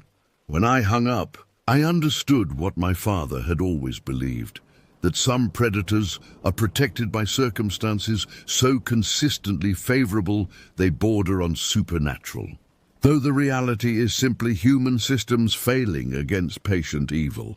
In 2019, nearly 4 decades after our narrow escape, I returned to Leadville for my mother's funeral. She had requested cremation and burial in the town cemetery beside my father, a final act of defiance, showing the bellows hadn't driven her permanently from a place she had briefly called home. The town had changed, gentrified into a tourist destination with boutique hotels and upscale restaurants catering to wealthy visitors seeking mountain adventures. After the service, I drove cautiously along the familiar road leading to the Bellows property, unsure what I hoped to find. The mobile home was long gone, replaced by modern rental cabins arranged in a semicircle around the original yellow house, now restored to quaint perfection. A sign at the entrance advertised Bellows Historic Mountain Lodging, family-owned since 1954. As I idled at the turnoff, a vehicle emerged from the property, a newer model of the same dark truck that had followed us decades earlier. The driver, an elderly man with white hair but unnervingly familiar posture, slowed as he passed my rental car. For a moment, across 43 years and through different windows, Victor Bellows and I made eye contact. His expression registered no particular recognition, merely the same calculating assessment I remembered from childhood, a predator evaluating potential prey. I drove away quickly, checking my rearview mirror until I reached the safety of downtown. The truck didn't follow, but the encounter confirmed what I had always known. Some hunters never abandon their territories. That evening, as I packed for my early departure, the hotel desk clerk delivered a small package that had been left at reception.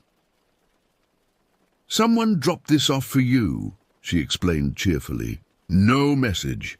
Inside the plain brown wrapper, I found a crude wooden figure with distorted limbs and a featureless head, identical to the one discovered among my childhood belongings 4 decades earlier. I left Leadville before dawn, disposing of the figure at a rest stop 2 counties away. In the years since, I've monitored news reports from Colorado, noting occasional mentions of missing hikers last seen near the national forest surrounding Leadville. Official explanations cite treacherous terrain, extreme weather conditions, or encounters with wildlife. Those who survived the Bellows know better. We recognize the signature of human predators who select their hunting grounds carefully, choosing locations where disappearances can be attributed to natural dangers rather than calculated malice. The true horror of what happened in Leadville wasn't the confrontation with evil, but the recognition that such evil can operate indefinitely when systems designed for protection fail to connect the patterns revealed over time. Ruth Bellows died of natural causes. Victor continues the family business, and travelers still vanish in the beautiful, dangerous wilderness surrounding their property. I've often wondered about that orange juice my mother drank in 1976, whether the poison was intended to kill quickly or to gradually debilitate, allowing for a more prolonged hunt. I wonder about the families who preceded us and those who followed, whose stories ended differently because they drank deeply from what was offered, without the instinctive hesitation that saved me.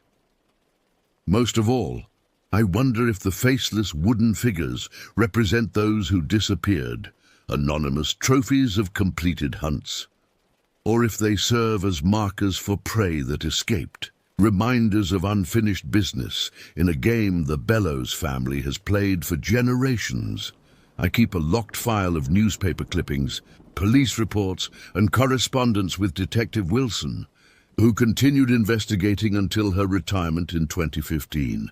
Someday, perhaps, another investigator will connect enough dots to end the pattern. Until then, I maintain my vigilance, knowing that predators are patient, with memories as long as their hunting grounds are remote.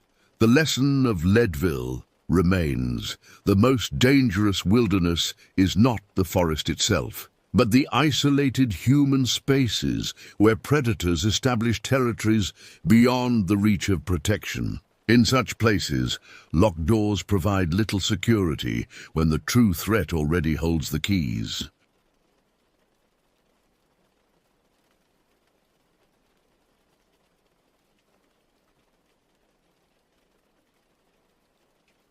The summer of 2019 was particularly hot in Kentucky.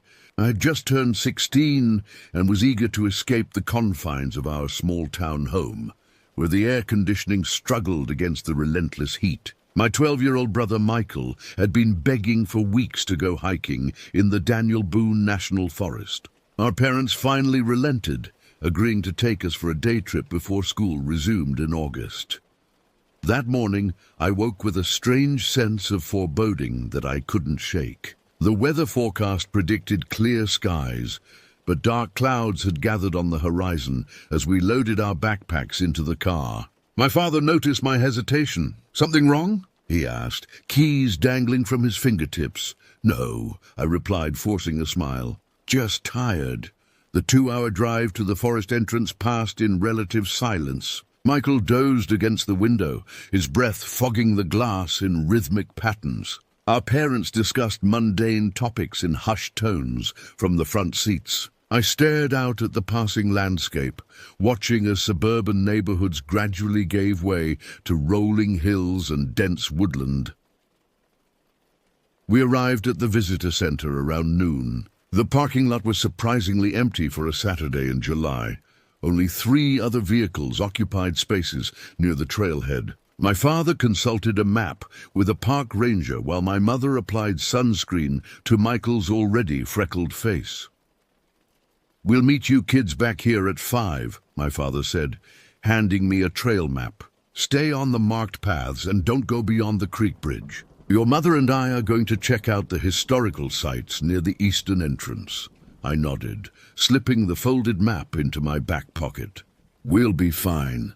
Michael bounced with excitement beside me, his sneakers kicking up small puffs of dust from the dry ground. "Can we go now, can we?" "Remember," my mother added, adjusting the straps of my backpack, "you have the emergency whistle and your phone, though reception might be spotty. Be careful."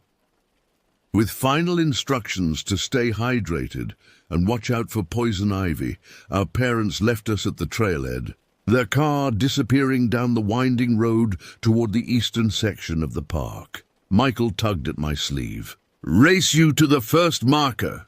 Before I could respond, he had already darted into the woods, his laughter trailing behind him like a breadcrumb path I had no choice but to follow. The first hour of our hike passed pleasantly enough. The main trail was well maintained and clearly marked with blue blazes on trees every 100 feet or so. Dappled sunlight filtered through the canopy above, casting shifting patterns across the forest floor. Birds called to one another, creating a natural symphony that masked our footsteps on the soft earth. Michael moved with boundless energy, stopping occasionally to examine interesting rocks or snap pictures of unusual plants with the disposable camera our mother had given him. I maintained a more measured pace, keeping my brother within sight while scanning our surroundings. "Look at this beetle," Michael exclaimed, crouching to observe an iridescent insect making its laborious journey across a fallen log. "It's like it's wearing armor." I knelt beside him, watching as the beetle's carapace caught the light. "It's a buprestid, a jewel beetle. They're uncommon around here." "How do you know that?" "Biology class," I replied, straightening up. "We should keep moving if we want to reach the creek before it gets too late." As we continued along the trail, I began to notice subtle changes in the forest atmosphere. The birdsongs grew less frequent, replaced by an unsettling stillness that seemed to press against my eardrums. The trees grew denser, their branches creating a thicker canopy that dimmed the afternoon light to an early twilight gloom. A twig snapped somewhere to our left. Michael didn't seem to notice, but I paused, turning toward the sound. Nothing moved in the underbrush. After a moment, I dismissed it as a squirrel or perhaps a rabbit disturbed by our presence. "How much farther?" Michael asked, his earlier enthusiasm beginning to wane as fatigue set in. I consulted the map. About another mile to the creek bridge. Want to rest for a bit? He shook his head stubbornly. I'm not tired. We pressed on, but I couldn't shake the growing sensation of being watched. Twice more I heard sounds from the forest around us, a rustling in bushes, a soft thud like a cautious footfall. Each time I stopped to listen, the noise ceased immediately, leaving only the sound of our breathing and Michael's constant chatter. Do you feel that? I asked abruptly, cutting off my brother's monologue about his video game achievements. Feel what? Like something's following us. Michael looked around, his expression shifting from annoyance to uncertainty. No, but now you're freaking me out. Sorry, I muttered, forcing a smile. Just my imagination. But it wasn't imagination when moments later we both heard a low growl emanating from somewhere in the dense undergrowth to our right. Michael froze, his hand instinctively reaching for mine. What was that? He whispered, eyes wide. Probably just a dog from another hiking group, I suggested, though I knew it wasn't true. The sound had a wild quality to it, something primal and undomesticated. I quickened our pace, keeping Michael close as we navigated a section of trail that descended sharply toward what I hoped was the creek basin. The map indicated we were approaching our destination, and I felt an irrational urgency to reach the open space by the water. Behind us, branches cracked as something moved parallel to our path, just out of sight among the trees. We reached the creek crossing around 4 o'clock. The bridge was less impressive than I had imagined, a simple wooden structure spanning a shallow stream that gurgled over smooth stones. Still, the open area provided relief from the claustrophobic feeling of the forest trail.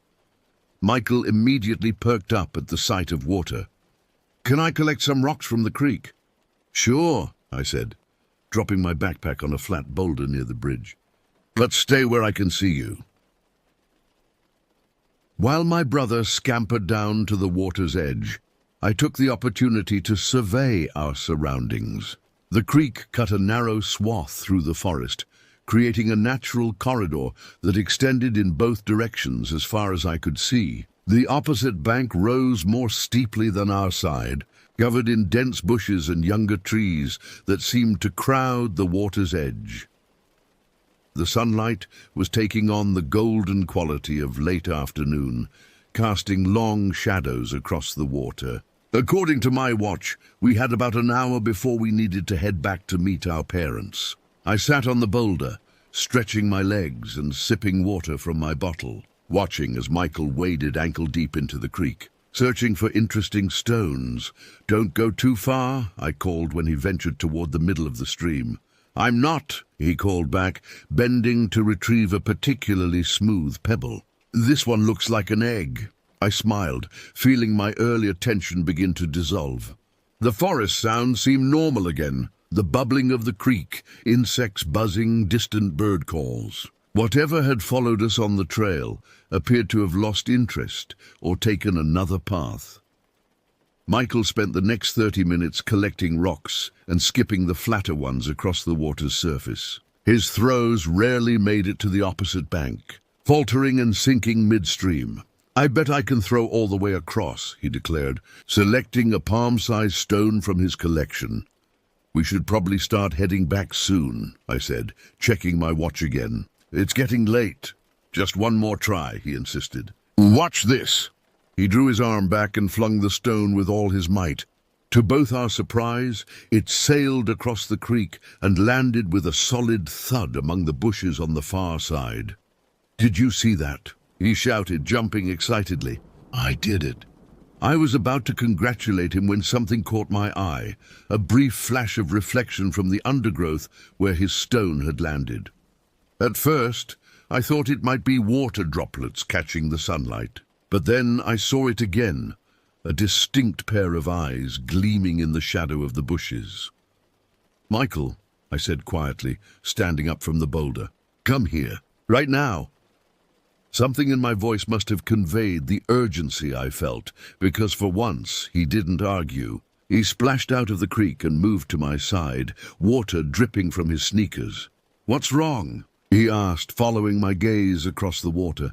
"Do you see that? In the bushes where your rock landed." He squinted, then gasped. "Eyes! Is it watching us?" Before I could answer, another pair of eyes appeared several feet away from the first, the same eerie yellowish gleam reflecting the diminishing sunlight. A cold sensation settled in my stomach as I realized what we were seeing. "We need to go," I said, grabbing my backpack and slinging it over my shoulder. "Now." "But what are they?" Michael persisted, still staring at the growing number of reflective eyes emerging from the underbrush. There were at least 4 pairs now, unblinking and fixed on our position. "Coyotes," I whispered, recognizing the distinctive eye shine. "A pack of them." As if responding to my identification, one of the animals moved forward, partially emerging from the bushes. Its lean frame and pointed ears were unmistakable, even in the fading light. The coyote stood at the water's edge, assessing us with calculated interest that sent waves of primal fear through my body. I had read about coyotes before, normally shy creatures that avoided human contact. But something about this group's behavior felt wrong. They weren't retreating as wild animals typically would in the presence of humans. Instead, they seemed to be strategically positioning themselves along the bank. "They won't cross the water, right?" Michael asked, his voice barely audible.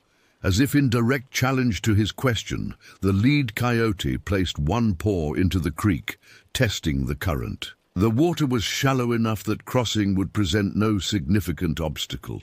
I grasped Michael's shoulder, slowly backing us away from the creek's edge toward the trail we had come from. "Don't run yet," I instructed, keeping my voice as steady as possible. "We're going to walk backward until we reach the trail. Then we'll turn and move quickly. Understand?" He nodded, his face pale with fear. We retreated step by step, watching as more coyotes revealed themselves along the opposite bank. I counted 7 distinct animals now, their collective gaze tracking our movement with predatory intensity. The lead coyote had moved deeper into the creek, water now reaching its chest as it tested the crossing. We had almost reached the trailhead when Michael's foot caught on an exposed root. He stumbled, catching himself before falling, but dislodging a shower of small stones that clattered down toward the creek. The sound seemed to trigger something in the pack. The lead coyote suddenly lunged forward, splashing across the remaining width of the creek with surprising speed. The others followed, transforming from stationary watchers to a coordinated hunting party in seconds. "Run!" I shouted, pushing Michael ahead of me onto the trail. "Go!" We bolted into the forest, the path now shadowed by the setting sun. I could hear the splash of water behind us as the coyote pack crossed the creek, followed by the soft thud of paws on earth. My mind raced through everything I knew about coyotes, typically cautious around humans, predominantly nocturnal, normally hunting smaller prey like rabbits and rodents. This behavior was aberrant, suggesting either extreme hunger or possibly disease. Michael ran ahead of me, his shorter legs pumping furiously. I kept close behind him, constantly glancing over my shoulder to gauge the distance between us and our pursuers. The coyotes had spread out across the width of the trail, running with the efficient gait of experienced predators. "Keep going," I urged as Michael began to slow. "Don't stop!" "I can't," he gasped, his breath coming in ragged pants. Too fast. The trail inclined sharply upward, forcing us to scramble rather than run. My lungs burned with exertion as I pushed Michael from behind, willing him to move faster. The lead coyote had gained ground, now less than 50 yards behind us. We crested the hill and found ourselves momentarily out of sight of the pack. I made a split-second decision, pulling Michael off the main trail onto a narrower deer path that cut through a dense thicket. "Through here," I hissed, pushing aside branches. "Quick!" We forced our way through the undergrowth, thorns catching on our clothing and scratching exposed skin. The new path was barely visible, but it took us on a sharp angle away from our original route. I hoped it might confuse the coyotes, at least temporarily. For a few blessed moments I thought the plan had worked. The sounds of pursuit faded, replaced by our own labored breathing and the crunch of leaves beneath our feet. Then a howl cut through the forest, a signal that sent ice through my veins. Another howl answered from somewhere to our right, then another behind us. "They're surrounding us," Michael whispered, terror evident in his voice. I pulled him close, scanning the deepening shadows between the trees. The coyotes were using pack tactics, communicating positions to cut off our escape routes. As darkness fell, their advantage would only increase. "We need to find somewhere defensible," I said, thinking frantically. "Somewhere we can see them coming." The deer path emerged into a small clearing, dominated by the massive trunk of a fallen oak. Its exposed root system created a natural barrier on one side, while the substantial trunk offered protection on another. "Here," I decided, pulling Michael toward the natural fortress. "Get behind the roots." He scrambled into position while I searched the ground for anything that could serve as a weapon. I found a sturdy branch about 4 feet long, one end splintered to a rough point where it had broken from the tree. The howls grew closer, converging on our position with unnerving accuracy. I positioned myself between the approaching sounds and my brother, gripping the makeshift spear with sweating hands. The first coyote appeared at the edge of the clearing, the same leader that had initiated the creek crossing. Its fur was a mottled gray-brown, its frame gaunt but powerful. Yellow eyes fixed on us with unnerving intelligence as it paced at the perimeter, waiting for its packmates to arrive. They emerged one by one until the entire group had us surrounded, maintaining a cautious distance from my brandished branch, but showing no intention of retreating. Their coordinated behavior sent chills down my spine. This was not normal coyote conduct. Michael pressed against my back, trembling. "What do we do?" he whispered. Before I could answer, the lead coyote lowered its head and advanced. Twilight had fully descended now, the forest transformed into a world of deep shadows and muted sounds. The coyotes circled our position, their movements fluid and purposeful. I could distinguish them clearly enough to notice their individual characteristics, one with a torn ear, another with a distinctive white patch at its throat. The leader slightly larger than the others, with a scar across its muzzle. I maintained a defensive stance, swinging the branch in wide arcs whenever one of them ventured too close. My arms ached from the effort, but fear provided a steady supply of adrenaline that kept fatigue at bay. "Stay behind me," I instructed Michael, who had pressed himself into the hollow formed by the tree's root system, "and get the whistle from my backpack." He fumbled with the zipper, his hands shaking so badly that the simple task took several attempts. Finally, he extracted the small metal whistle our mother had insisted we carry. "Blow it," I said, jabbing the branch toward a coyote that had inched forward on my left flank. 3 short blasts, then 3 long ones. That's the universal distress signal. Michael raised the whistle to his lips and blew the pattern as instructed. The piercing sound echoed through the clearing, causing several of the coyotes to flinch and retreat a few steps. He repeated the signal again and again, the sound seeming to expand in the dense air of the forest.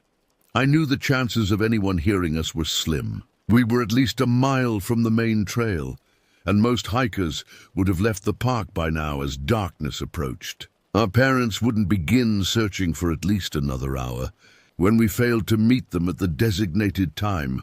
One of the coyotes, the one with the white throat patch, darted forward suddenly, testing my defenses. I swung the branch, connecting solidly with its shoulder. The animal yelped and retreated, but the brief victory was overshadowed by the realization that my strength was waning. I couldn't maintain this standoff indefinitely.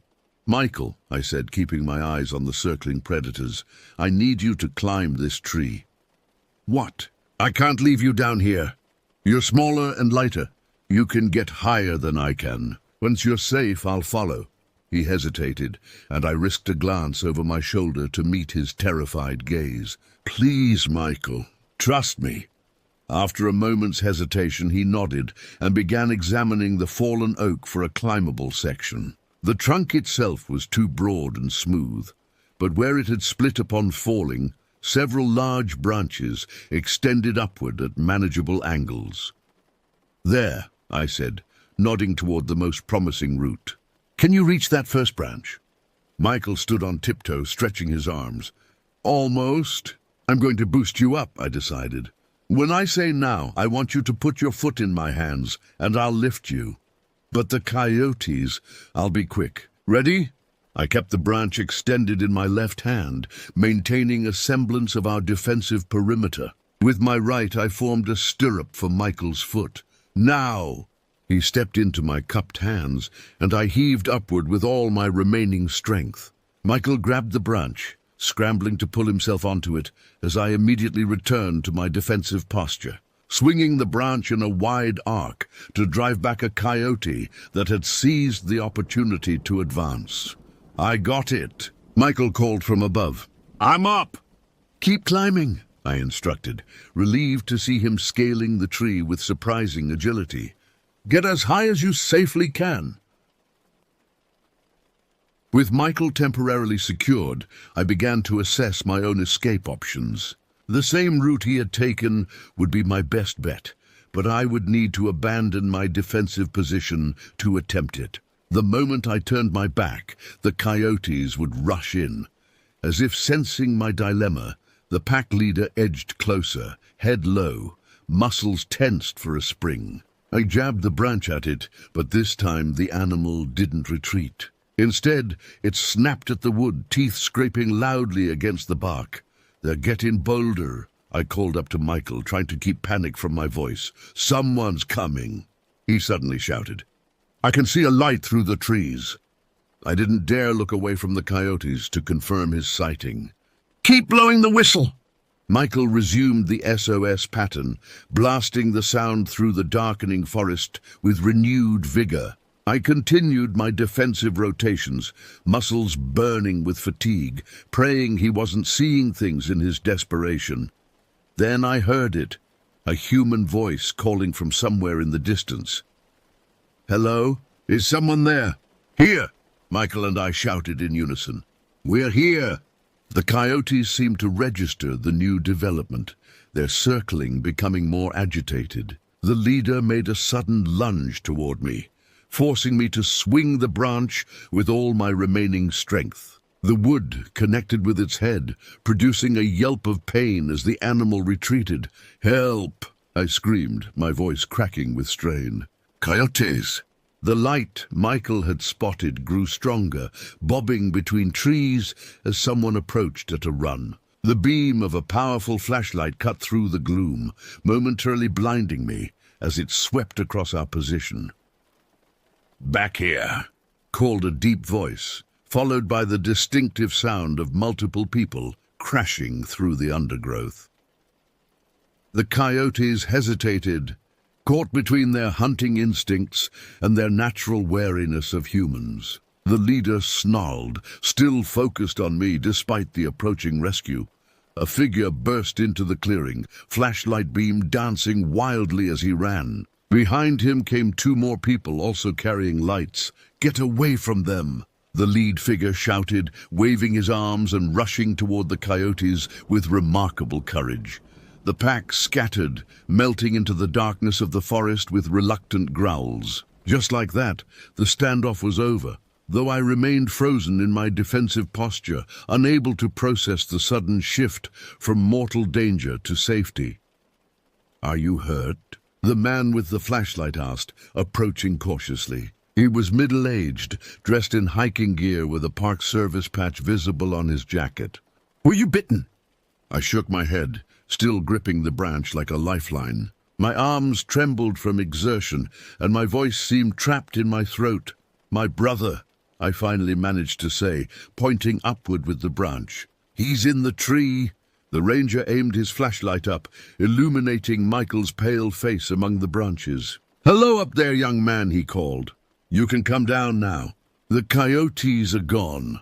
Michael didn't move, frozen by a combination of fear and the paralyzing aftermath of adrenaline. One of the other rescuers, a woman in outdoor clothing, stepped forward. "I'll get him," she said, slinging her backpack to the ground. "I'm a climbing instructor." While she began to ascend the tree with practiced ease, the ranger turned his attention back to me. "I'm Ranger Wilson," he said, gently lowering my still-raised branch. "These are Jack and Renee. They heard your whistle while hiking and found me at a nearby marker." I nodded mechanically, struggling to process this information through the fog of exhaustion and fading terror. "Can you tell me what happened?" Wilson asked, guiding me to sit on a fallen log while keeping his flashlight trained on the surrounding darkness. In halting sentences, I described our encounter at the creek and the subsequent chase. As I spoke, the female climber, Renee, successfully coaxed Michael from his perch and helped him safely to the ground. He immediately ran to me, wrapping his arms around my waist with such force that it knocked the breath from my lungs. "You saved me," he whispered, his face pressed against my chest. I returned his embrace, the reality of our narrow escape finally hitting me with full force. Tears welled in my eyes as the magnitude of what we'd just survived registered. "Those coyotes were definitely acting abnormally," Wilson noted, frowning as he scanned the tree line. "We've had reports of unusual pack behavior in this section of the park, but nothing this aggressive. They shouldn't have pursued you like that." "Could they be rabid?" asked Jack, the second hiker who had accompanied the ranger. Wilson shook his head. "Possible, but unlikely for an entire pack. More likely they're desperately hungry. We've had drought conditions all summer, which has impacted their normal prey populations." He turned back to us. "Your parents must be worried sick. Let's get you back to the visitor center." Michael refused to release his grip on me, so Jack offered to carry my backpack as we formed a tight group for the hike back. Ranger Wilson led the way, his powerful flashlight illuminating the trail, while Renee took the rear position, occasionally sweeping her own light through the trees to ensure the coyotes weren't following. "Your quick thinking saved both of you," Wilson commented as we walked. "Taking defensive position by that fallen tree, getting your brother up to safety, using the whistle. Textbook wilderness survival tactics." I didn't feel deserving of his praise. All I had done was react instinctively, driven by the primal need to protect my younger brother. There had been no coherent plan, only a series of desperate decisions. "I should never have let us stay so late," I said, guilt washing over me. "I knew we needed to head back earlier." "Don't be too hard on yourself," Renee called from behind. "Predicting wildlife behavior isn't something most people can do, especially not teenagers on a day hike." We walked in silence for a while, the forest now fully dark around us, alive with night sounds that seemed harmless compared to what we had faced. Michael's grip on my waist gradually loosened as the immediate terror receded, though he remained unusually quiet. As we approached the main trail junction, distant shouts reached us, familiar voices calling our names with increasing desperation. "That's our parents," I said, relief flooding through me. Wilson produced a radio from his belt and keyed the microphone. "Base, this is Wilson. I've located the missing hikers. 2 juveniles, no injuries. We're approaching the main junction now." A crackling voice responded, confirming that our parents were with a search team near that location. Minutes later, we rounded a bend in the trail to find a cluster of flashlights bobbing toward us. My mother's voice rose above the others, raw with worry. When she saw us emerge from the darkness, she broke into a run, my father close behind. The reunion was a blur of tears and fierce embraces. My mother alternated between scolding us for being late and expressing profound relief at our safety. My father, normally reserved with his emotions, held us both so tightly I could feel his heartbeat through his jacket. "Coyotes chased us," Michael explained, his voice muffled against our mother's shoulder. "Like a whole pack of them. They tried to eat us, but I climbed a tree and kept blowing the whistle like you showed us." My parents' expression shifted from relief to horror as they absorbed this information. The ranger stepped forward to explain the situation more fully, emphasizing the unusual nature of the encounter while subtly downplaying the mortal danger we had faced. The drive home that night was subdued. Michael fell asleep against me in the back seat, exhaustion claiming him before we had even left the park boundaries. My parents spoke in hushed tones, occasionally glancing back at us with expressions that mixed lingering fear with profound gratitude. I remained awake, replaying the day's events in my mind. The golden afternoon light at the creek, the first glimpse of reflective eyes in the underbrush, the sound of paws on forest floor, the circle of predators closing in. These images played on a continuous loop, refusing to fade despite my physical exhaustion. When we arrived home, my father carried the still sleeping Michael to his bedroom. My mother insisted on examining me for injuries I might have overlooked in the chaos. She cleaned the scratches on my arms from pushing through the thicket, applying antiseptic that stung less than the thorns had. "You saved your brother's life today," she said quietly as she worked, tears threatening at the corners of her eyes. "I don't even want to think about what could have happened if—" "But it didn't happen," I interrupted, unable to bear the thought myself. She nodded, pressing her lips together to maintain composure. "Get some rest," she finally said, kissing my forehead. "We'll talk more tomorrow." But sleep proved elusive that night.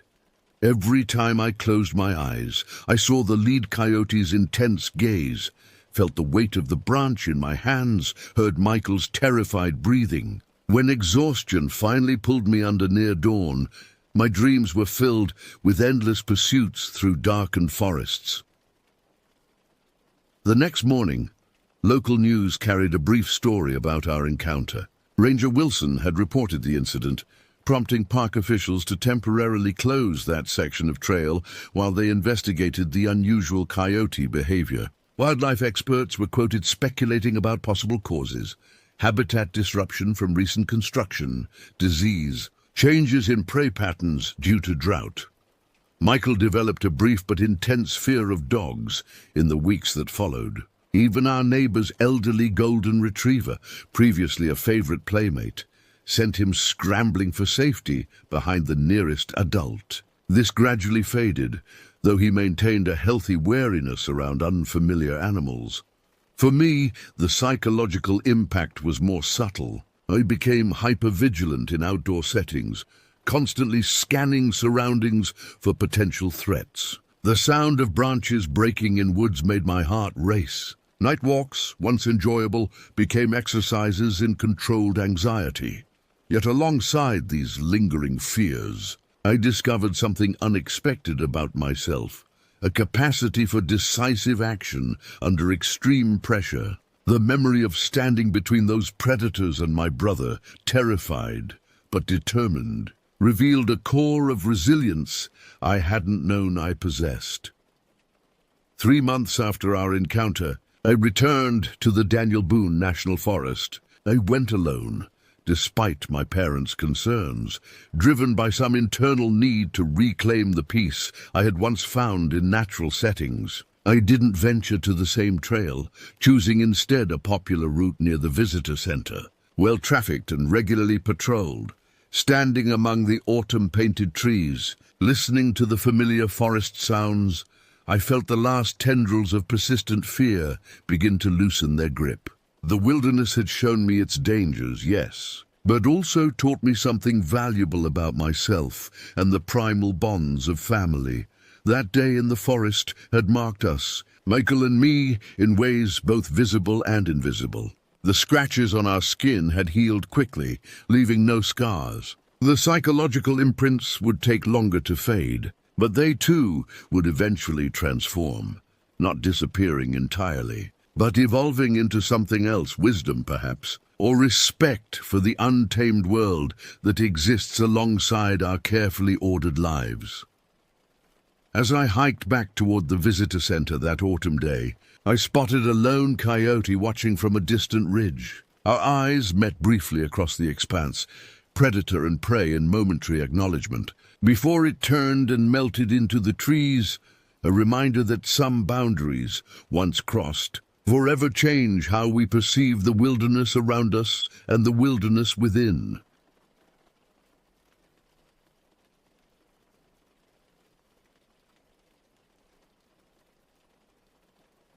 I suppose I should start with some background. This all happened in early 2019, when I was still trying to make sense of a loss that left a void in my life. My friend Julia was found dead 2 years prior in a Walgreens parking lot. She was slumped, over in her car with no visible injuries, and the case was quickly ruled as a suicide by drug overdose. I never believed this conclusion. Julia radiated warmth. She was the kind of person you'd see and couldn't help but smile. Her presence brightened any room she entered, and her laugh was infectious. She volunteered at the local animal shelter every weekend. She organized community cleanups. She was planning to start a non-profit focused on environmental conservation. This was not someone who would turn to drugs, and certainly not someone who would take her own life. The investigation felt hasty and superficial. When I arrived at the scene that night, the officers kept me at a distance. "Standard procedure," Officer Wilson told me, his face expressionless under the harsh parking lot lights. "We need to preserve the integrity of the scene." But I caught glimpses that didn't add up. No visible medication bottles, no signs of distress in her expression. She looked peaceful, almost as if she was sleeping. The medical examiner, Dr. Bennett, signed off on the overdose ruling within 48 hours. When I requested the toxicology report, I was met with bureaucratic obstacles. These things take time, I was told repeatedly, until eventually I stopped asking. Julia and I had spoken just hours before she died. She sounded excited, not despondent. "I found something," she had said, her voice hushed yet energetic over the phone. "Meet me tomorrow. I need to show you in person." But tomorrow never came for her. I spent months searching for answers, questioning friends, colleagues, anyone who might know something. Most people accepted the official story and moved on. Some suggested I should do the same. "Grief can make us see conspiracies where there are none," my mother said gently. Maybe she was right. Maybe I was fabricating mysteries to avoid accepting that Julia was gone. Eventually, I stopped actively investigating, but I never stopped wondering. I was taking a walk through a wooded area near my property earlier this morning in April 2019. The sun had just crested the horizon, bathing the forest in a soft golden light. The air was crisp with morning dew, and birds called to each other from the branches above. I walked this path often. It helped clear my mind when memories of Julia became overwhelming. The morning progressed normally until approximately 8 a.m., when something shifted. The birds stopped their cheerful chorus mid-note. The squirrels that had been scampering through the underbrush froze in place before quietly retreating up the nearest trees. Even the wind seemed to pause, leaving the forest in an unnatural stillness. The silence pressed against my eardrums, making me acutely aware of my own breathing, which suddenly sounded thunderous. I slowed my pace, scanning the surrounding trees. Had a predator entered the area? A bear, perhaps? Or a mountain lion? The forest felt different, not just quiet, but watchful. The hairs on my arms stood on end, despite the mild temperature. When I turned back to the path ahead, I saw it.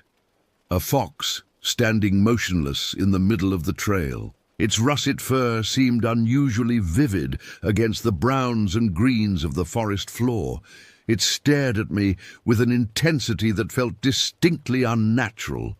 Animals typically display fear or curiosity when encountering humans, but this fox's gaze held something I could only describe as recognition. It tilted its head, studying me. I blinked, and in that fraction of a second, everything changed. The fox was gone. In its place, approximately 15 meters down the trail, stood Julia. My mind struggled to process what my eyes were seeing.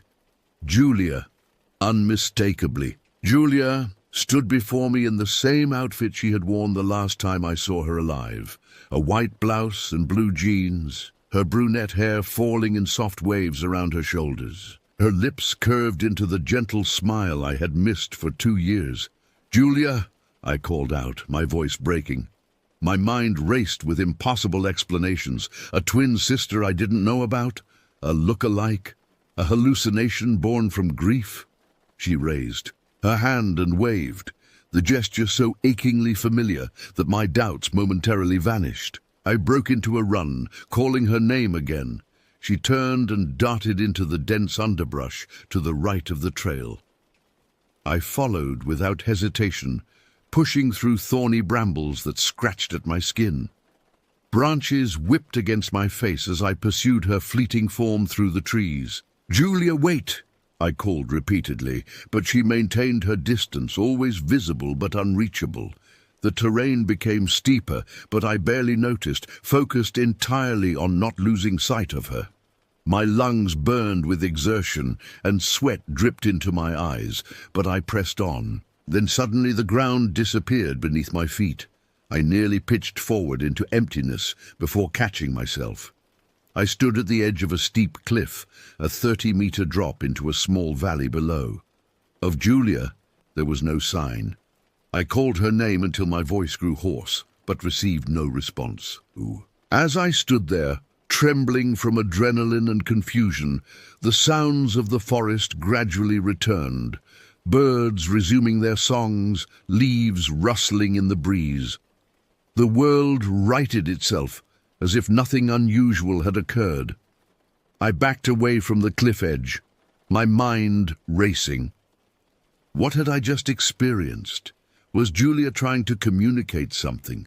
Was this a warning, or was my grief finally manifesting in dangerous ways?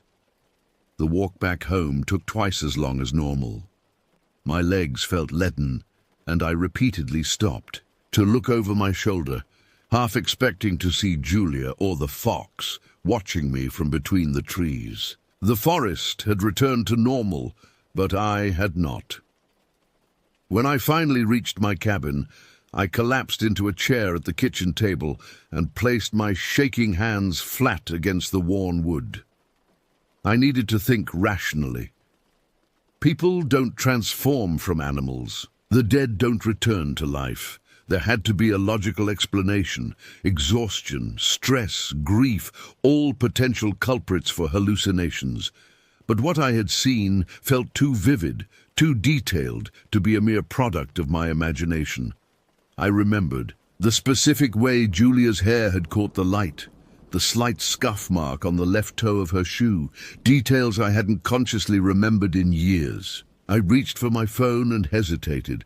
Who could I possibly call? What would I say? I just saw my dead friend transform from a fox in the woods. That would certainly convince people I'd lost my grip on reality. Instead, I booted up my laptop and began researching. Grief hallucinations were apparently not uncommon, but typically involved sensing the deceased's presence or briefly glimpsing them in familiar settings, not elaborate chase sequences through forests. I found nothing scientifically credible about foxes transforming into people. Living near Navajo reservations, I had heard scattered references to skinwalkers, shapeshifters from Native American legends. But embracing such explanations felt like abandoning reason altogether. Besides, Julia had been kind and loving. The concept of her spirit becoming something malevolent that would lure me toward a deadly fall seemed fundamentally wrong. As evening approached, I found myself continuously glancing toward the windows, watching the forest darken. Sleep felt impossible. I made a pot of coffee and settled in for a long night. Pulling out my old files on Julia's death, I spread the newspaper clippings, notes from my conversations with witnesses, and the few official documents I'd managed to obtain across the table. Looking at them with fresh eyes, certain inconsistencies seemed to stand out more sharply than before. The official time of death had been estimated between 8 p.m. and 10 p.m., but the security guard at the Walgreens had reported finding her at 11:30 p.m. The same guard mentioned seeing another car leave the far end of the parking lot when he approached Julia's vehicle, a detail absent from the police report. Most significantly, Julia's phone had never been recovered. The police claimed it wasn't in her car or on her person. Where had it gone? And what about the something she'd found? The reason she'd called me the day she died? As I reviewed these details, a new possibility formed in my mind. What if Julia's death wasn't a suicide at all? What if someone had wanted to silence her? And what if today's experience, however impossible it seemed, was somehow connected? The next morning arrived with grey skies and a persistent drizzle. I hadn't slept and my eyes burned from exhaustion. The rational part of my brain urged me to dismiss yesterday's experience as a stress-induced hallucination. But a deeper instinct kept pulling me back to the forest. I dressed in waterproof layers, packed a small bag with water, protein bars, a first aid kit, and a powerful flashlight, and set out toward the woods again. This time, I brought a digital camera. The forest felt different in the rain, subdued and secretive. Droplets collected on leaves before falling in heavy splashes to the forest floor. My boots sank slightly into the softened earth with each step. I followed the same path as yesterday, alert for any unusual silence or animal behavior. Nothing out of the ordinary occurred until I reached the approximate spot where I'd first seen the fox. I stopped, turning in a slow circle, camera ready. The forest continued its rain-muted symphony around me. After several minutes of waiting, I continued toward the cliff. The area looked different in the daylight, less mysterious, but more ominous. Standing safely back from the edge, I surveyed the valley below. It appeared uninhabited.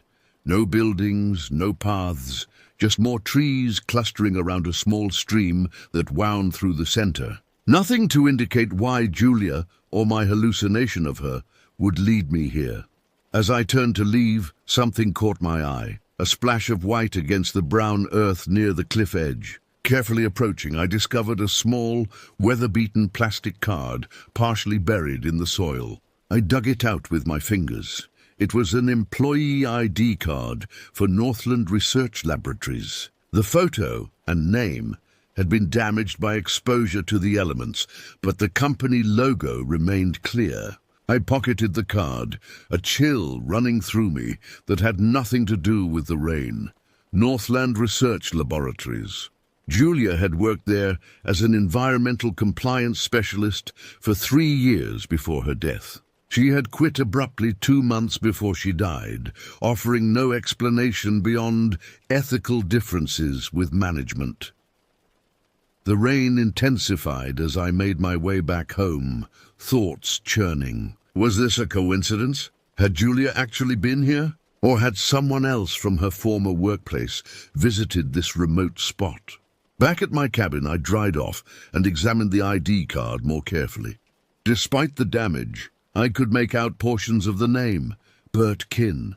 The photo showed a middle-aged man with glasses and a stern expression.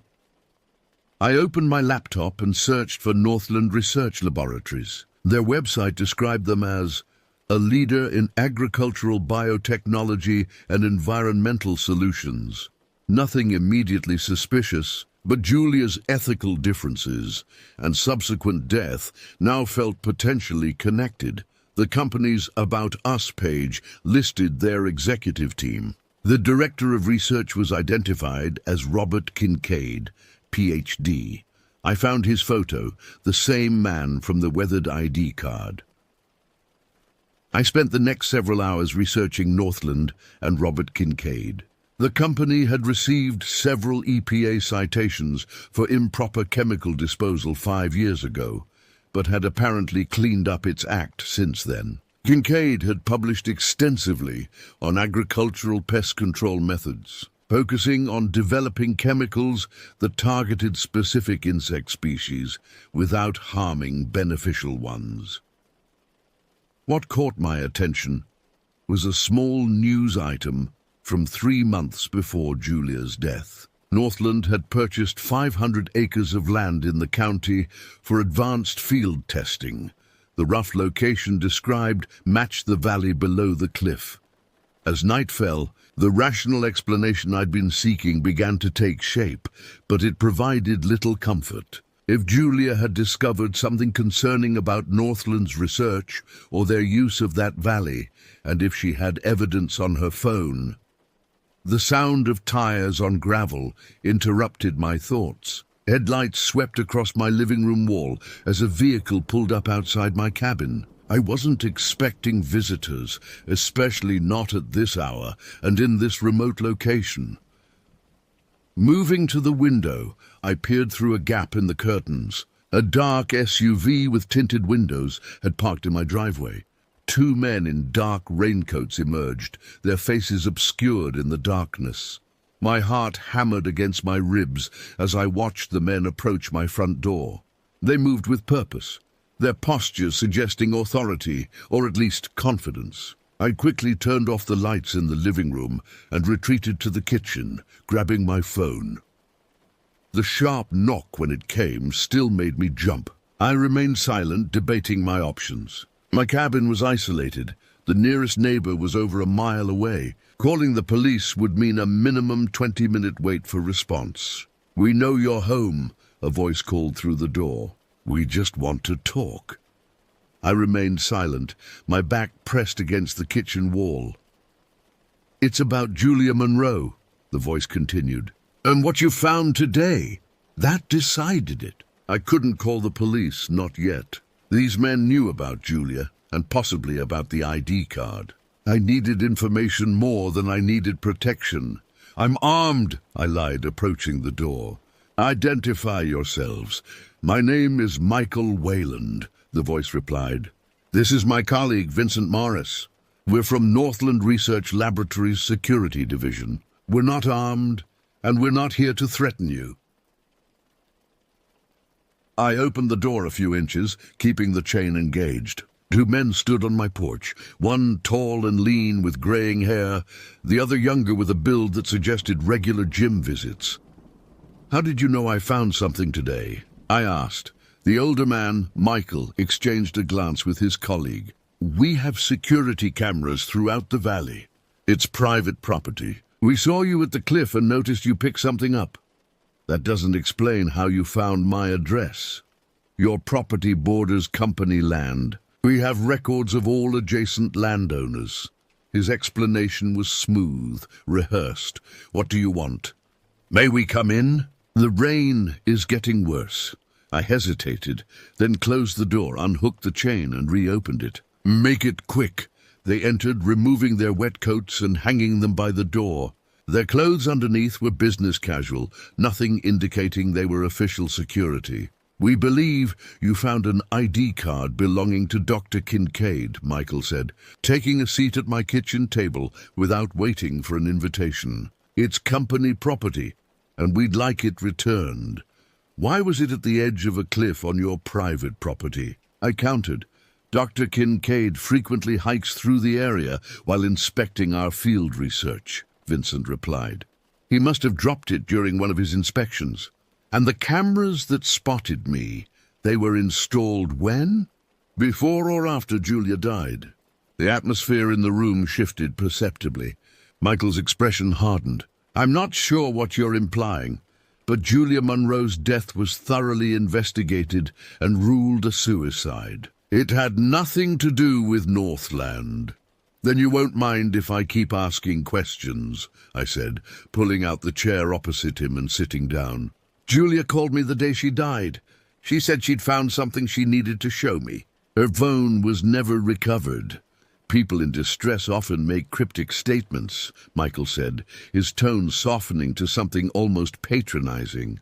I understand she was your friend, and it's natural to look for explanations beyond the official one.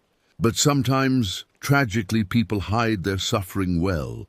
Julia wasn't suffering, I insisted. And she wouldn't have killed herself? Vincent leaned forward. The ID card, please. Then we'll leave you alone. Something in his tone, a subtle threat beneath the politeness, made my decision for me. I don't have it here. I put it somewhere safe after I found it. The two men exchanged another look. Where exactly? Michael asked. That's my insurance, I replied. Now I'd like you both to leave. It's late and I'm tired. Michael stood, his friendly facade dropping completely. You're making a mistake. Northland is a respected company with significant resources. We protect our interests. Is that what happened to Julia? She threatened your interests? Vincent stepped closer, his size suddenly intimidating in my small kitchen. We had nothing to do with what happened to your friend. But continuing to make unfounded accusations could create legal problems for you. Defamation, trespassing, theft of company property. I stood my ground. I think the police would be interested in why Northland Security is threatening a private citizen at night. After a tense moment, Michael nodded to Vincent. We'll go. But this conversation isn't over. He reached into his pocket and placed a business card on the table. When you're ready to be reasonable, call me directly. They collected their coats and left. I locked the door behind them and watched through the window as their SUV backed out of my driveway and disappeared down the road. My hands were shaking as I picked up Michael's card. Beneath his name and title, Director of Corporate Security, was a direct phone number. I knew I wouldn't be sleeping tonight either. Grabbing my laptop, I began a new search. Northland Research Laboratories, plus Robert Kincaid, plus experimental testing, plus Valley. The search yielded little initially, mostly press releases about Northland's commitment to environmental stewardship and sustainable agriculture. But on the third page of results, I found a link to an environmental watchdog blog. The post, dated 3 weeks before Julia's death, mentioned rumors of unauthorized chemical testing in watershed areas by a major agricultural research company. The post didn't name Northland specifically, likely for legal reasons, but mentioned the company had recently acquired land in our county. The blogger, someone named Eco Whistle, claimed to have a source inside the company who had documented evidence of soil and water contamination from experimental pesticides. Could Julia have been this source? I dug deeper, searching for other posts by Eco Whistle. There were several, each containing more detailed allegations about improper chemical disposal and potential health risks to local wildlife and water supplies. The final post was dated 2 days after Julia's death. It simply read, "With profound sadness, I must inform readers that my source has unexpectedly passed away. Without their evidence, I cannot continue these reports. This will be my final post on this matter." My exhaustion vanished, replaced by a rush of adrenaline. This couldn't be coincidence. Julia must have been gathering evidence against Northland, evidence that died with her, or more accurately, evidence that disappeared when her phone did. But what about today's experience in the forest? The fox, Julia's appearance, these still defied rational explanation, unless it wasn't Julia I saw at all. A new, disturbing possibility formed in my mind. What if someone had been monitoring my activities since Julia's death, aware of my suspicions? What if today's apparition had been staged? Someone resembling Julia meant to lure me to the cliff edge. The timing of Northland Security arriving at my home mere hours after I found the ID card suggested surveillance more sophisticated than just cameras in the valley. I checked all my windows and doors, ensuring they were locked. Then I gathered what I needed. My laptop, the ID card, a small overnight bag with essentials, and my car keys. I couldn't stay here tonight. Before leaving, I took one additional precaution. I typed up everything I had discovered, along with my suspicions, and scheduled an email to be sent to several news outlets and law enforcement agencies tomorrow morning if I didn't cancel it. Then I slipped out to my car and drove to a motel in the neighboring town. The motel was basic but clean, and most importantly, anonymous. I paid cash for one night and settled into the room, placing a chair against the door handle for additional security. With my laptop, I continued investigating until my eyes refused to stay open. Robert Kincaid's research history revealed a pattern, promising early results, followed by projects mysteriously abandoned before peer review. Northland had been sued twice by former employees for wrongful termination, but both cases had been settled out of court with non-disclosure agreements. I finally dozed off around 4 a.m., my dreams filled with foxes that spoke with Julia's voice and cliffs that crumbled beneath my feet. Morning came too soon, sunlight streaming through gaps in the cheap curtains. I checked my phone, no missed calls or messages. The visit from Northland's security team apparently hadn't been followed by further contact. After a quick shower and coffee from the motel's lobby, I made a decision. I needed to see the valley from below. If Northland was conducting experiments there that threatened the environment, there might be physical evidence, containers, equipment, chemical traces that could corroborate my suspicions. Rather than returning to the cliff, I consulted online maps to find an access point to the valley that wouldn't require crossing Northland property. There appeared to be an old logging road that approached from the opposite direction, likely unused for years, but potentially navigable with my SUV. The logging road was in worse condition than I'd anticipated. My vehicle bounced and scraped along the overgrown path, fallen branches scratching against the sides. After about 2 miles, the road became impassable, forcing me to continue on foot. The forest here felt different from the areas I usually hiked. Denser, less traveled, with an unsettling stillness that reminded me of yesterday's experience. I checked my phone periodically, dropping pins on my location in case I needed to find my way back quickly. After 40 minutes of hiking, the trees began to thin, and I caught glimpses of open space ahead. I slowed my pace, moving more cautiously now. If Northland had security cameras throughout the area, I needed to remain undetected. I reached the edge of the forest and crouched behind a large fallen trunk. Before me stretched the valley I had viewed from above yesterday. From this vantage point, I could see what had been invisible from the cliff. A collection of small, prefabricated buildings clustered near the stream, surrounded by a chain-link fence topped with barbed wire. Signs warning private property and no trespassing were posted at regular intervals. Through my camera's zoom lens, I could make out more details. The largest building appeared to be a field laboratory, with smaller structures that might be storage or equipment sheds. A dirt road led from the compound to somewhere beyond my line of sight, presumably connecting to a main road outside the valley. What caught my attention most, however, were the patches of discolored vegetation surrounding the facility. In several areas, the normally vibrant spring growth was stunted and yellowed in perfect circular patterns. These weren't natural formations, they looked like test plots. I took numerous photos, documenting the facility, the fence, and especially the damaged vegetation. As I adjusted my position to capture a better angle, my foot dislodged a rock that clattered down the slight incline toward the valley floor. A moment later, the door to the main building opened.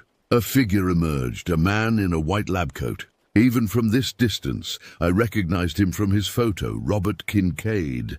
He scanned the tree line in my direction. I froze, pressing myself against the ground behind the fallen tree. After a moment, he retreated inside, but my brief sense of relief was shattered when an alarm began to sound from the facility.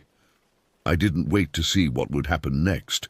Gathering my belongings, I began making my way back through the forest as quickly and quietly as possible. The sound of an engine starting behind me accelerated my pace to a run. I'd covered perhaps half the distance back to my vehicle when I heard voices calling to each other through the trees. They were searching for me, and they were closing in. My foot caught on an exposed root, sending me tumbling down a small embankment. Pain shot through my ankle as I attempted to stand. Not broken, I thought, but definitely sprained. I couldn't outrun them now. Limping to a dense thicket, I concealed myself as best I could and pulled out my phone. No signal, of course. I was too deep in the forest. But my camera still contained the evidence I'd gathered. I removed its memory card and tucked it into my sock, then placed the camera in an obvious location a few yards from my hiding place. With luck, they'd find it and assume I'd dropped it while fleeing. The voices grew closer. I controlled my breathing, trying to remain silent despite the throbbing in my ankle. Through gaps in the foliage, I caught glimpses of figures moving through the trees, at least 3 men, one of whom I recognized as Vincent from last night. They found the camera quickly. "Got something!" one called out. Vincent examined it, then spoke into a radio. Found a camera. Checking for ID, he opened the compartments, finding it empty of identification, and more importantly, the memory card. "Keep searching," he ordered. They can't have gone far. For over an hour, I remained motionless in my hiding place as the search continued around me. Eventually, the voices receded as the search pattern moved farther away. When I felt reasonably certain they were gone, I began the painful process of making my way back to my vehicle, keeping to the densest parts of the forest and moving as quietly as possible despite my injury. By the time I reached my SUV, the sun was beginning to set. I started the engine and carefully navigated back to the main road, constantly checking my rearview mirror for signs of pursuit. I didn't return to my cabin. Instead, I drove straight to the county sheriff's office in the neighboring town, where I requested to speak with Sheriff Rebecca Lynn, whom I knew by reputation to be thorough and honest.